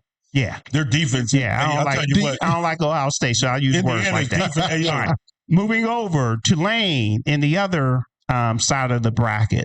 Tulane, number 11, going up against Ole Miss, number 6. Georgia has a bye. They're at number 3. And then Miami, number 10, going up against Texas A&M. Number 7, and Ohio State has a bye. I expect Miami to beat Texas A&M, and I expect Miami to beat Ohio State. Oh, come on. Take it to the bank. Come on. Take it to They're not getting past Texas A&M. Texas A&M at least by 10. Miami's one and done. You heard me say it. Miami's one and done. You heard me say it. You got to remember, and we see it every year, in and out for the last however many years they've been doing bowl games. A lot of these teams that play teams that they haven't seen before run into some real brick walls, buddy. And I'm going to tell you right now, and just think of the players, a lot of the players that are NFL hopes that probably won't play in these bowl games. So that changes the that changes the outlook of games. No, they'll play in the playoffs. No. There's a lot of players who are going to the NFL in the past that have not played in the bowl games, but I think they're playing in college football playoffs. Exactly. Well, I don't think anybody. I haven't heard of one player, JT. You got a chance to win a national championship. They don't do that. Ty Simpson's playing for Alabama. These guys are playing. Yeah. Moving on, and that wouldn't look good going into the NFL. What you mean it wouldn't look good? The playoffs. So if you're the number 1 hopeful, well, Cam Ward played a half a game in a bowl game. And he still went number 1. Exactly. But he's clearly not good. I don't know how he went number 1. I don't want to say that yet. Come on, man. Tennessee Titans are a terrible team. Yeah, but I don't think you could put Shedeur, you could put Josh Allen. Those teams would still struggle. Titans need a lot of help, I think. Like I said, he's still, to me, I don't think he should have been number 1. Okay, that's true. But when you say he's trash, come on, get. No, I didn't say he was trash. I just said he's not. He doesn't deserve that number 1 pick overall. I don't know what Tennessee was thinking about. Seriously, Tennessee had a lot more fish to fry at different positions than but just quarterback. If you can lock down that quarterback, you can kind of build around them. Yeah, and hello how long is that build around going to be? Hello to Yolanda out there. Receive your text. And how long do you think that build? Please give us a call. The number is 412-213-8995, or you could text us at 412-218-3888. We've been talking about our Pittsburgh Steelers victory over the Baltimore Ravens 27-22. The question of the day you can call in on: was the Isaiah Likely TD that was overturned the right call? We all believe that it wasn't the right call, I believe. Or did you? I believe it was a good call. Okay, so it's 2-1. Because I think when me and Luther were talking earlier, and we looked at the Roman Wilson touchdown against the Chargers, Roman Wilson got 4 feet down. Okay. He had a football move. He had a football move again, and then they need to get some consistency about these end zone rules, because I mean it's every game. It seems every week it's something different. It seems like. And New York ain't no better. When they said let's go to New York, New York ain't no better. Yeah, I mean, and then they come out. It changes week to week. So we'll see. All right, so let's move on and let's talk about some Pitt basketball. Cummings, sophomore guard Brandon Cummings came off the bench to score a career-high 34 points, including 30 in the second half. However, it was not enough, fellas.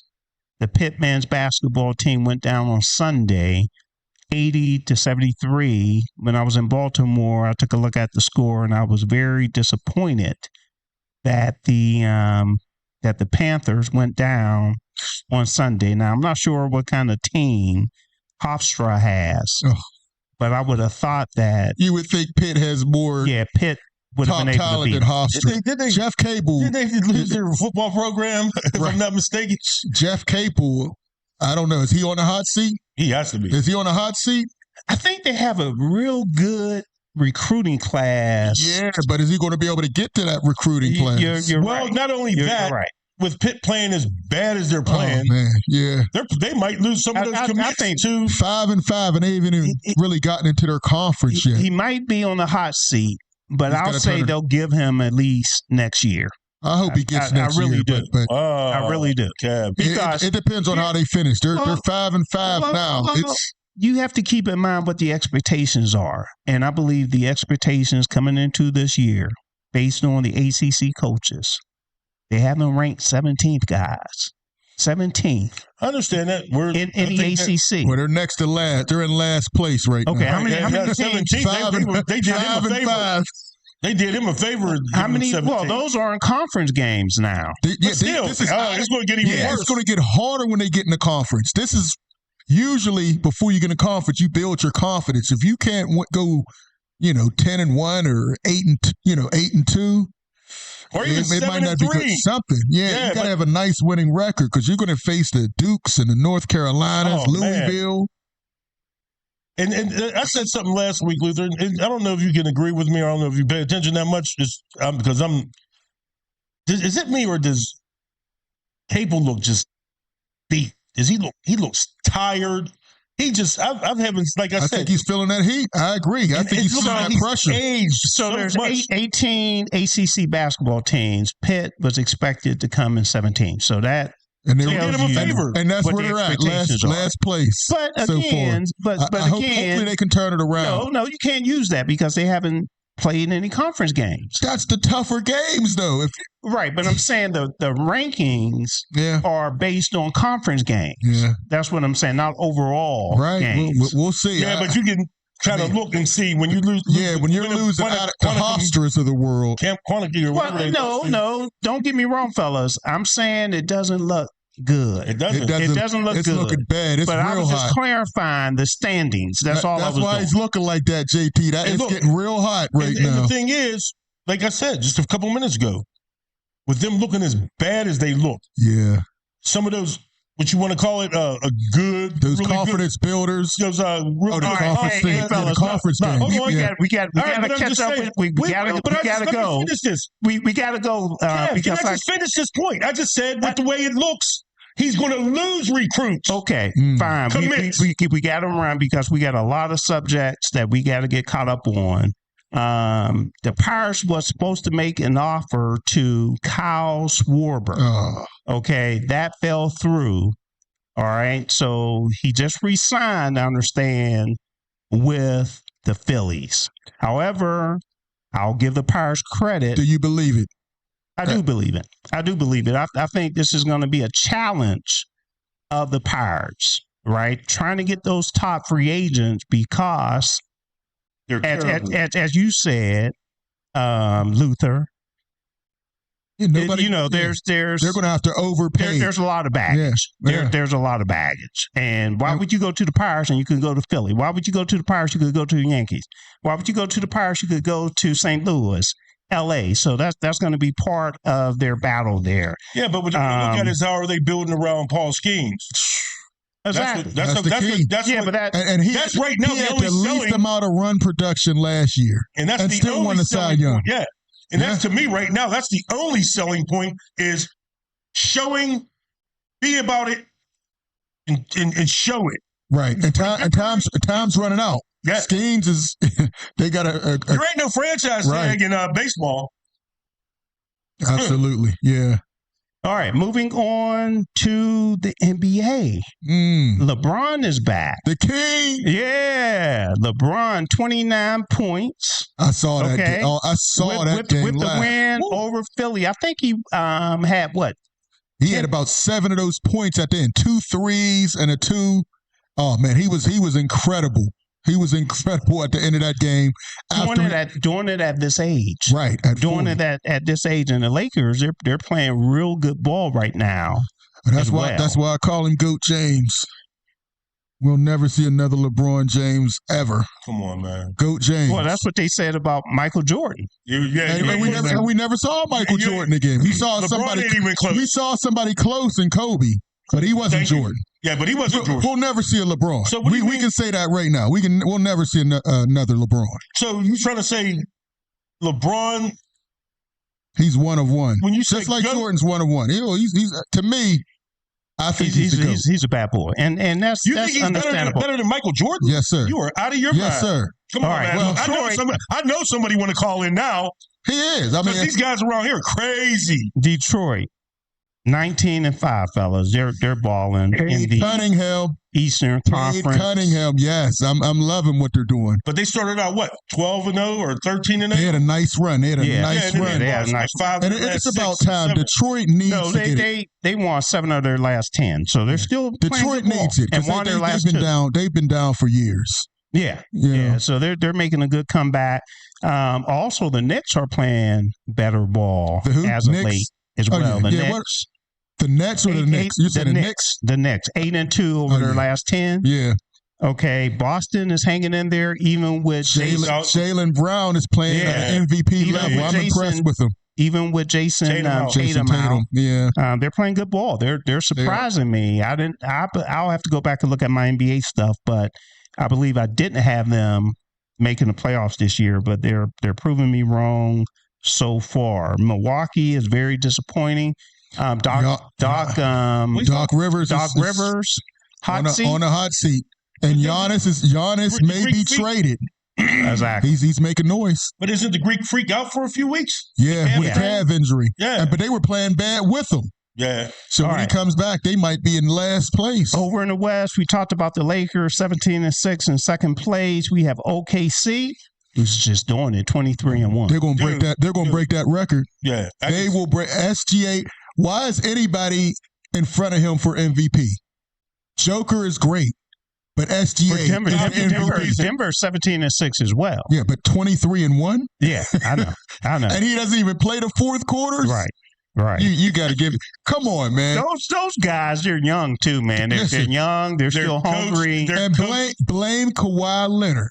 Kawhi Leonard set them up because he demanded that the Clippers go get Paul George. Okay. From OKC when he went there. Wow. And he did it. They gave SGA and a truckload of number 1 picks. Another team that's overachieving right now, if you ask me, San Antonio. San Antonio Spurs. And they've been without 16-7. Yeah. Hey, listen, they got a young team. Calf strain too. Yeah, well, I'm wondering, he's been injured quite a bit. Blood clots, the second year, injured again. Think about this.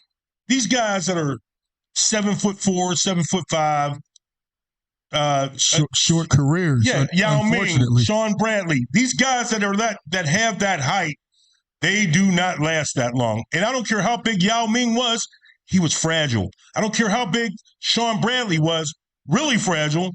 And Manu Bowl played a long time though. But he didn't remember. He didn't have to play the whole game. They used to put Manu Bowl in. All right. So I'm saying, but the thing is, Wigmignana is traveling that same path. Even though they said he put on muscle coming into the season. Yeah.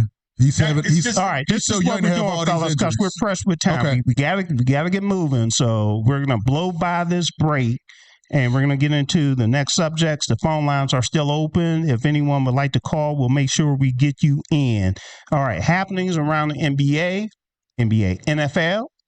We have a 44-year-old Phillip Rivers coming back to play for the Colts because, as we talked about, Daniel Jones, he's out. He tore his Achilles. So we'll see what happens. They added him to the practice squad today. We'll see what happens. The big story. Who's happier, Phillip Rivers or his wife? That he's back in the league. Maybe his grandkids. That man has about 16 kids and grandkids. Give me. I don't know. I don't know. They couldn't find a better option. Big story. Come on, fellas. Shedeur Sanders for the Browns. The coach what's his name? Kevin Stefanski. Finally came out and said he's the expected starter for the rest of the year. That was my first issue with Mike Tomlin and the Steelers for not drafting Shedeur. I was very disappointed in that. But hey, he's showing everybody he should have been in that first round. Yeah, I mean he can make all the showing everybody. Yeah, come on. He just set a record. 365 yards, 3 touchdowns. Okay. So what? Let me ask that. You know who else did that? And ran 365 yards, throw for 3 touchdowns, and rush for 1. The only other one who did that was Joe Burrow. This defense that's supposed to be so great couldn't stop the Titans. They couldn't stop Pollard. He got 170 yards rushing. Yeah. Cam Ward. Yeah, that's listen, Shedeur is that guy. He's special. I'm telling you guys, I said it at Colorado, I said it at Jackson State. He's special. He's just one of those guys, leadership qualities, make all the throws. I'm not sure why you said it at Jackson State and Colorado because those teams didn't. It's not like they won. Jackson State won. I'm saying at Colorado. Okay, Colorado was a team that had won 1 game before he got there. When he left, they were a 9-3 team. Come on. That's an 8-game turnaround. But they were losing the top. They couldn't beat the top teams. They didn't have the talent. What? He took the 9-3. Here, Luther. Here's the deal. Okay. You guys will witness he's that guy. Here's the deal. Because what happens when you push back on Shedeur, people get emotional. Hold on. I'm not just talking about you. Okay, here's the deal. He played 3 games. 2 of the 3 games he played against weak teams, bruh. Okay, now it's the Browns. It's the Browns. But I'm just saying, let's not build him up too soon. Let's see what happens first. We've all seen players that busted it up the first year they're in there because here's the real test, Luther. Once in the NFL, they get tape on you. Mm-hmm. Okay, now it's a whole different ball game. Once they get tape on you. Now, once they get tape on you and he balls out, I'll give him credit. Now, I'm not knocking. I'm pushing for him.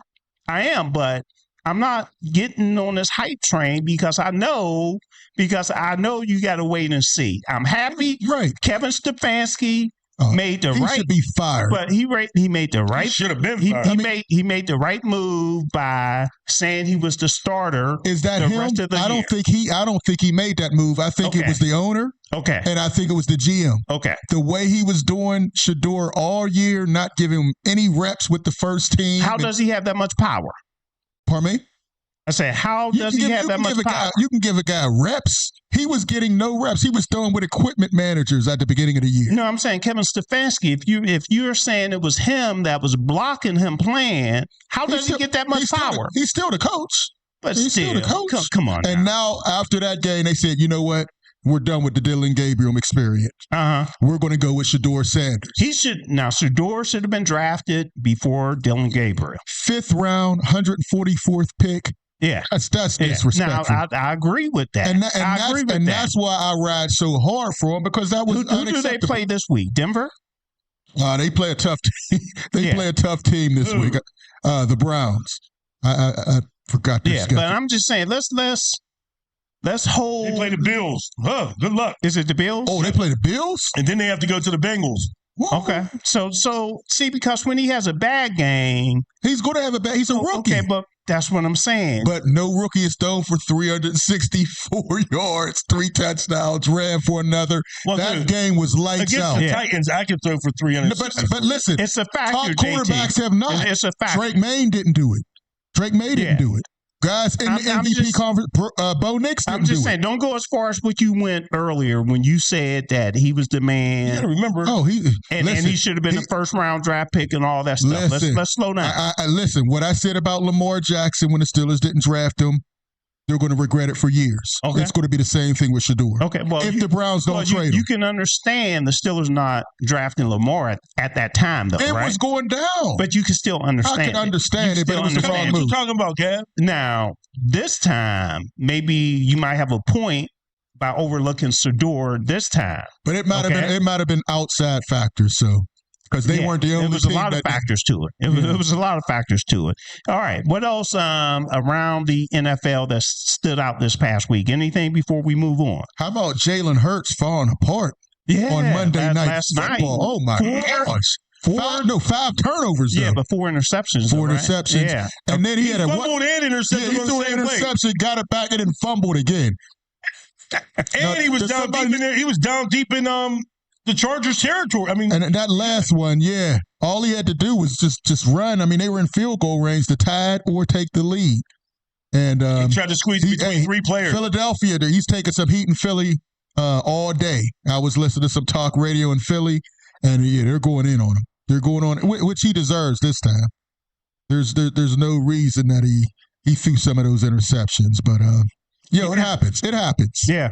All right. So one of the things I want to do, and I was just looking for, and I'll see if I can pull it up. We still need to get to the last 6 games when we did the comparison, the Steelers as well as Baltimore.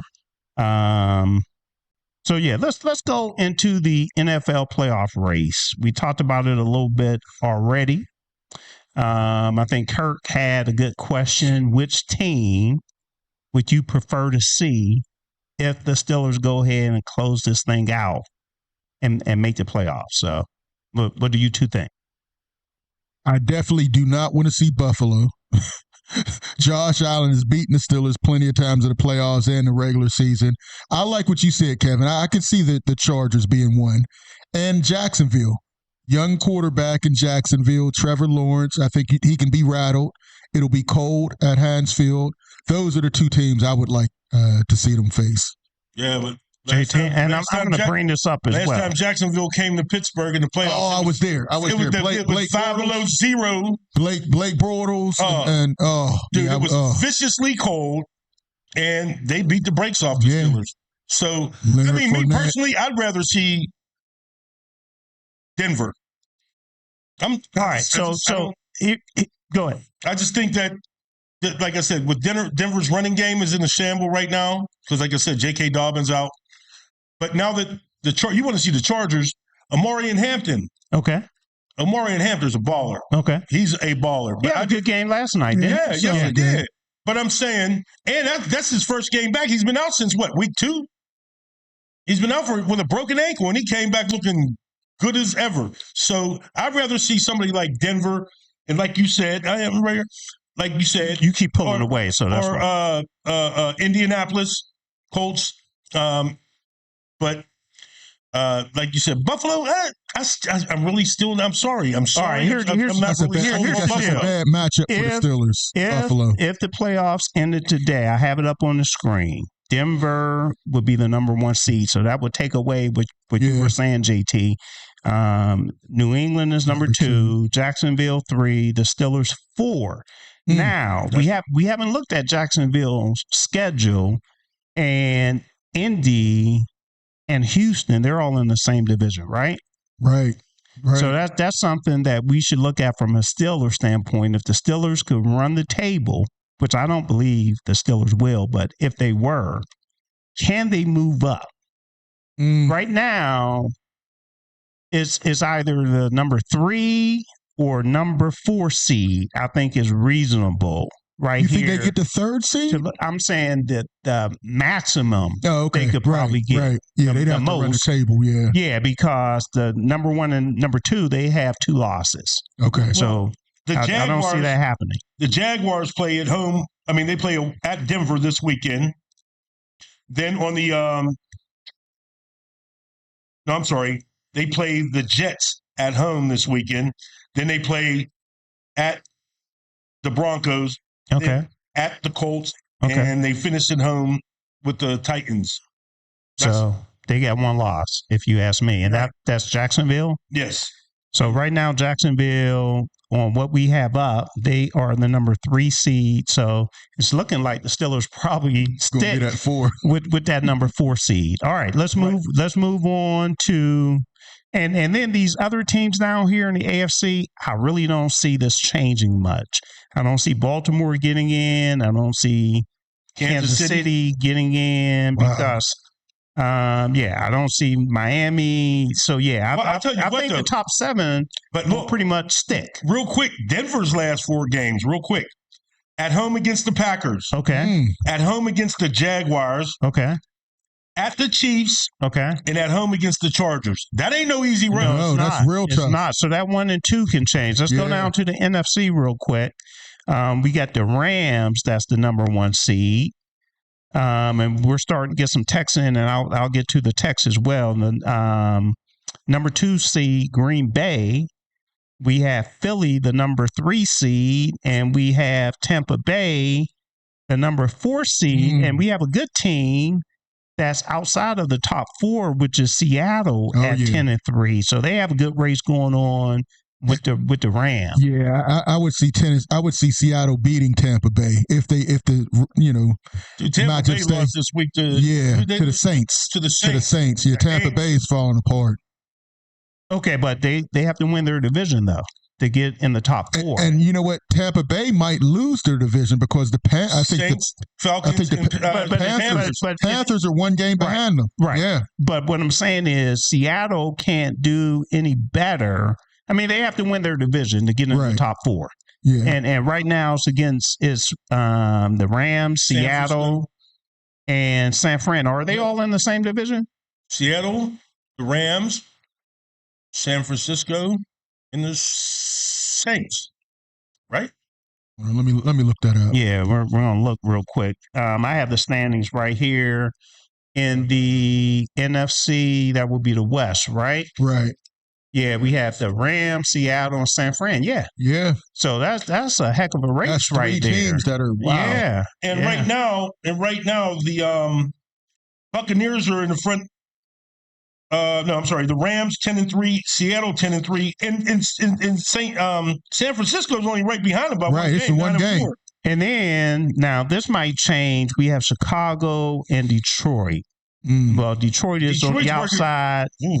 Outside looking in right here. So what it looks like, fellas, is it looks like the NFC West will have probably 3 teams in the playoffs.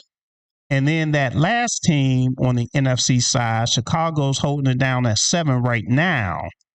However, you have Detroit and Charlotte, and I don't think Dallas will make it. I think that loss that they just had 6-1. Yeah. So that's unless the Eagles continue to drop. You know, they're only 2 games behind the Eagles right now. Eagles have lost 3 in a row.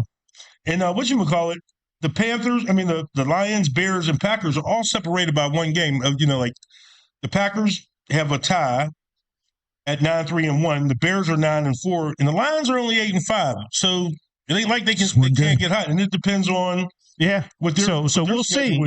There's some good races. I think the NFC is more interesting than and they have the two AFC. more They have two more division games left. The Lions are at the Vikings, which I think they're going to thrash them. Oh, right. And then the final game of the year, which could really mean something, is the Lions are at the Chicago Bears. All right, so fellas, this works out well. We have probably about 10 minutes left. We'll go ahead and do the NFL Week 15 picks. I do have one text that I wanted to get to. I just saw that it popped up.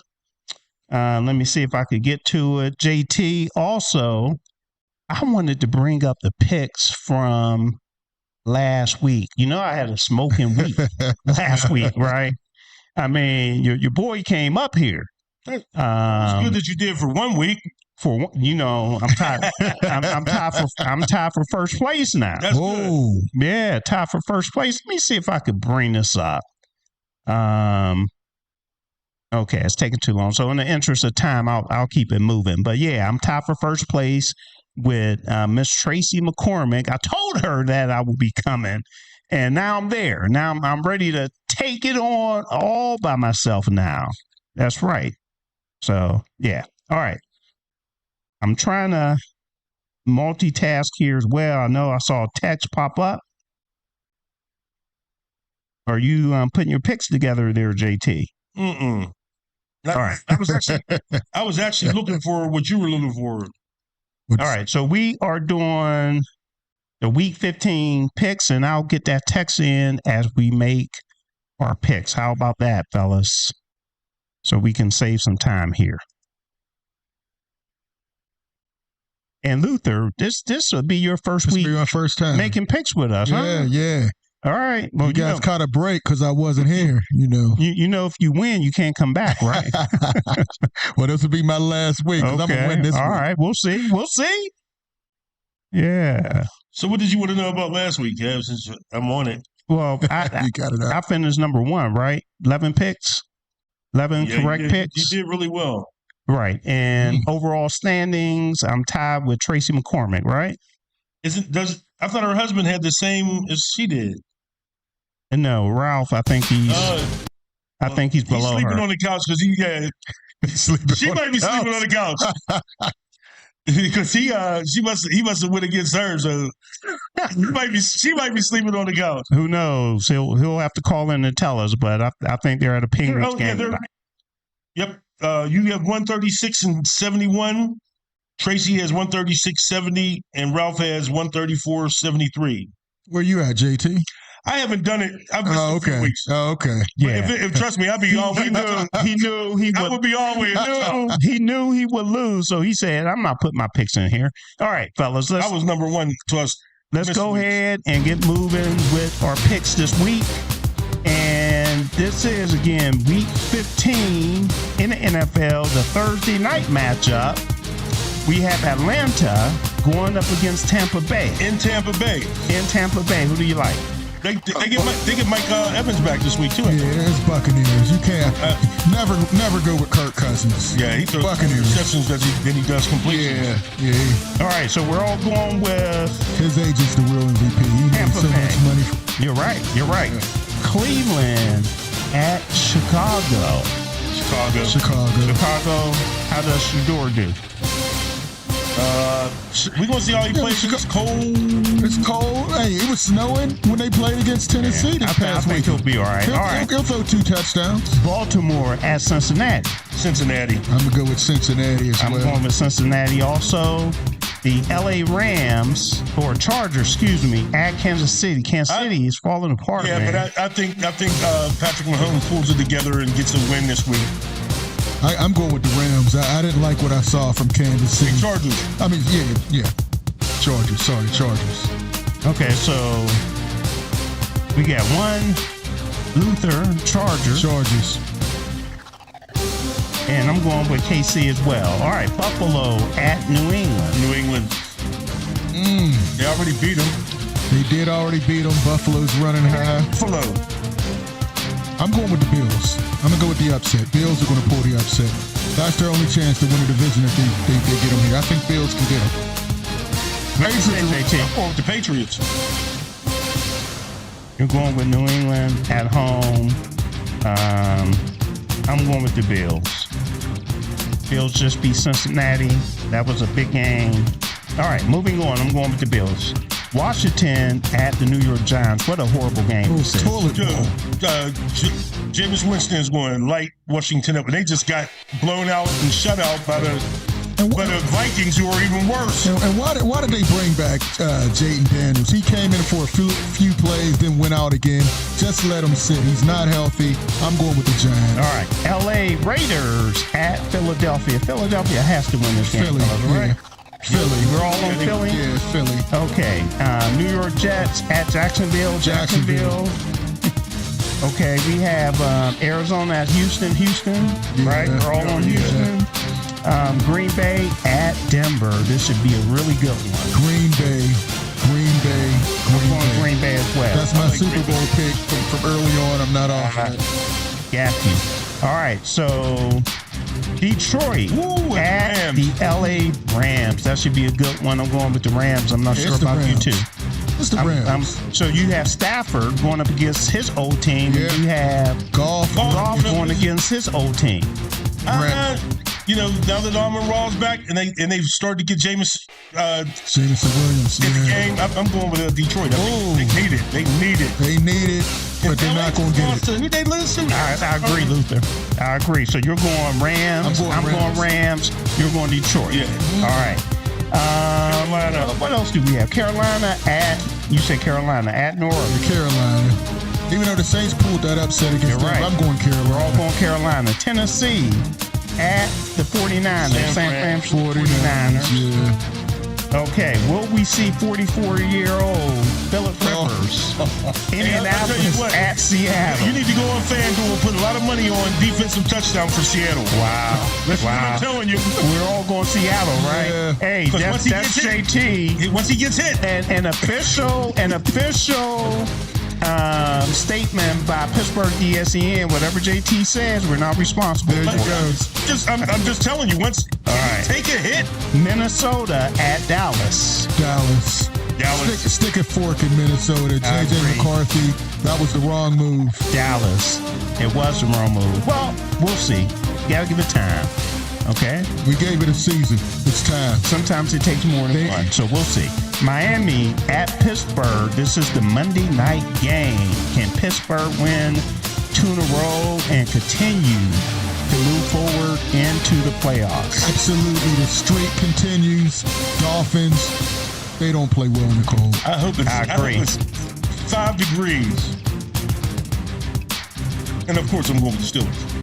There you go. So we're all on the Steelers. We'll see how we do this week from a Pittsburgh Steelers. We missed one. Did we do Cardinals Texans? Yeah. Okay, that's right. We ran through that. He didn't even. That's right. We ran through that one. All right. Pittsburgh's preview versus Miami. Luther, you mentioned it. Miami doesn't play well in cold weather. I forget what the degree is that they're dismal. Whatever it is, it's going to be cold enough. And Tua's done. He's played better, but he's done in Miami. I think they go in another direction. Their coach, he has them rolling, but I think he's gone. I think they're looking for a place to lay down, and the Steelers are going to give it to him. And why Jalen Ramsey keep trying to feed us Tua and Kyler Murray for next season? Oh, gosh. They have a good running back. They have a great running back. Yeah. And again, the Steelers have a problem stopping the run. Will Derek Harmon be back? I'm not sure. That's outside, too, where they were running. Yeah, I'm not sure. I know your boy Herbert. Okay, you talk about Herbert a lot. Mm-hmm. His weakness is stopping the run, even though he's been doing a little better. He has, but when I watched the tape this week, there were some plays where he messed up. He messed up. So we know Heisman gets definitely better against the run. But but he's been playing good ball too. When he's healthy. But he got hurt again last week, but he came back. So I was glad to see it. Here he goes again. So the Steelers had a number of concussions last week, right? So hopefully those players. Did you hear anything about Washington? I haven't. Darnell Washington, Pete, the tackle that was in for Broderick Jones, who is out. And can we give some credit to Dylan Cook? This guy's number 60. Yeah. Third stringer came up, took over that left tackle position, and he played well. Yeah. That's a lot of credit. Former quarterback in college. So Mike Tomlin had his weekly press conference. Is he related to James Cook? And he got James Cook got like 7 brothers. Cook.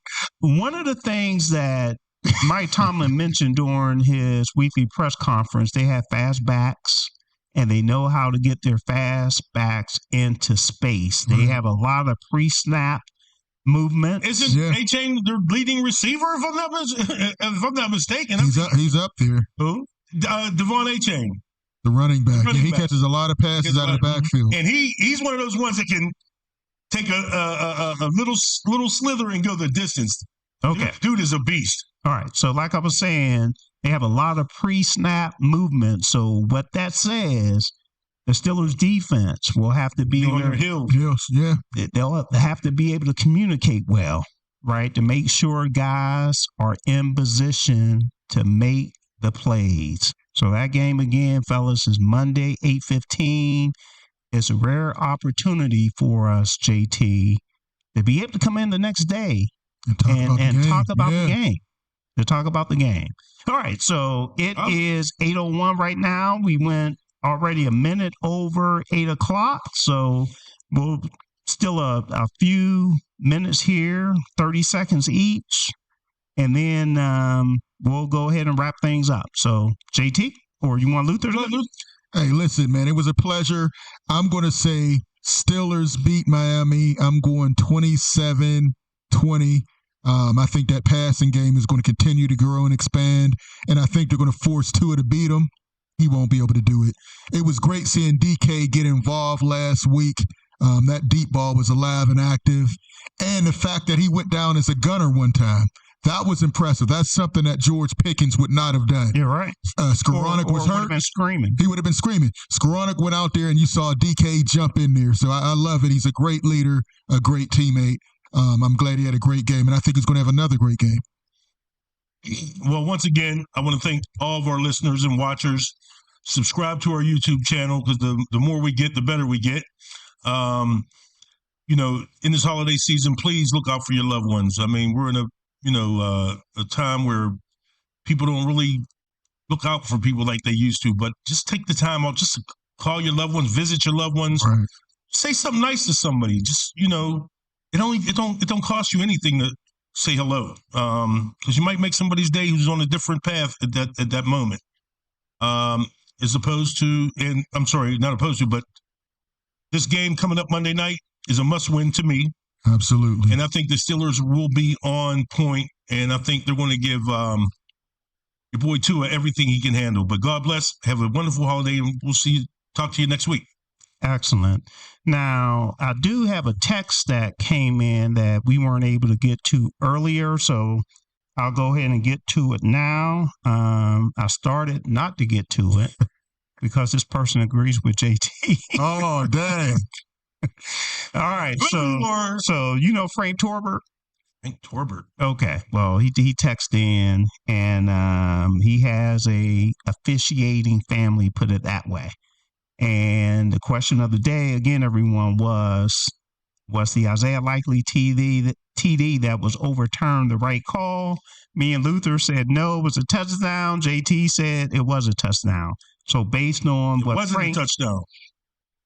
I said it was not. Right. Yeah. And we said it was a touchdown. It should have been a touchdown. So based on this text that Frank sent me, he basically said that he had a conversation with his son, who's also an official for the Missouri Valley Conference. They both agree the call was correct. It was not a touchdown. Now, let me say this as well about Frank, and I'm not sure if he's still listening, but Frank is a Cleveland Browns fan. Oh, wow. So for a Cleveland Browns fan to say that That says a whole lot. Right. Okay, so JT, he agrees with you. He agrees with you. You got to remember, Kev, Cleveland, they haven't had the talent in years to be a rival to us anymore. I mean, think about it. You're right. So you're right. Thank you, Frank, and I appreciate your tuning in and chiming in and sending us what I knew it was right. I try to be, honest, and when I'm right, I'm right. When I'm wrong, and I admit to it. And I'm going to tell Luther the same thing about TJ Watt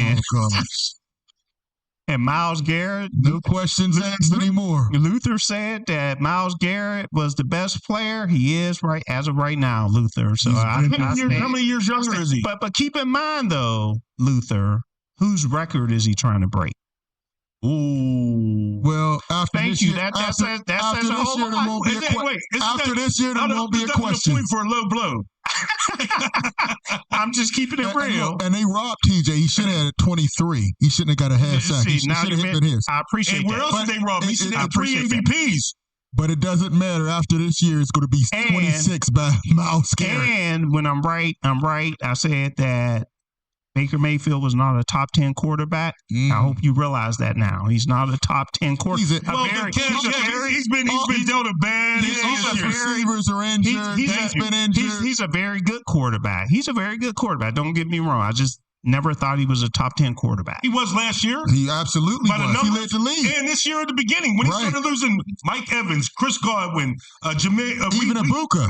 Yeah, the rookie lost. Hold on, but Jaleel was when I said this, Jalen McMillan. Hold on, when I said this, guys, keep in mind who wasn't playing. None of them were. Joe Burrow was not playing when I said that. Okay, so you have Joe Burrow's a top 10 quarterback when he's sleeping. There you go. So I was including all the quarterbacks, not just on what they were doing at that particular time. If you look at last year, his numbers were up there with all of them. He had the top passing yards. Again, he's a very good quarterback. Don't get me wrong. Okay, so my 30-second wrap up. All right. Let me ask you this real quick. Would you rather have him or Mason Rudolph? Oh, come on. That's what I'm saying. Him or Aaron Rodgers. Now you're comparing him or Aaron Rodgers. Who, Baker? Yes. Or that's a good question. All right, we'll talk about it next week. That's a good question. At this point, it got to be Baker. It got to be Baker. Give it up, bro. It's got to be Baker at this point. That's a good question. Yeah. There's no question I can see that. I can see that. Yeah. Right. Yeah. We'll talk about it next week. 30. let me get my 30. Go ahead. You're down to 27. All right.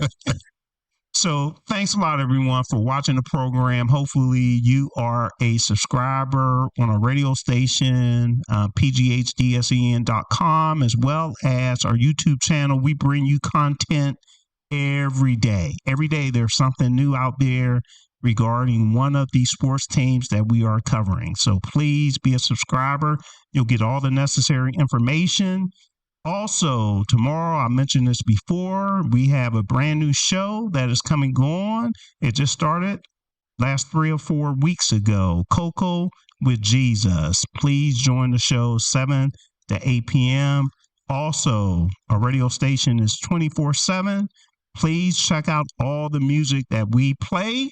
And right now, we have Christmas music that plays as part of our regular programming as well. What about the other program? Relationship Conversations. Yes. That's Mondays normally from 8 to 10. We weren't able to do it this week. We won't do it next week. So we'll let everybody know when it will resume, as well as our post-game show. We need to let people know when that will resume as well. But mostly, I would like to thank all of you for listening to this program, as well as any other program that you listen to on Pittsburgh's DSEN. JT, did you have something else? Happy birthday, Big Pooch. I love you. That's my sister's nickname, Big Pooch. All right, so we'll go ahead and close things out. And everyone, please take care and join us again next Tuesday, Soul Take from 6 to 8 p.m. Take care. God bless. God bless.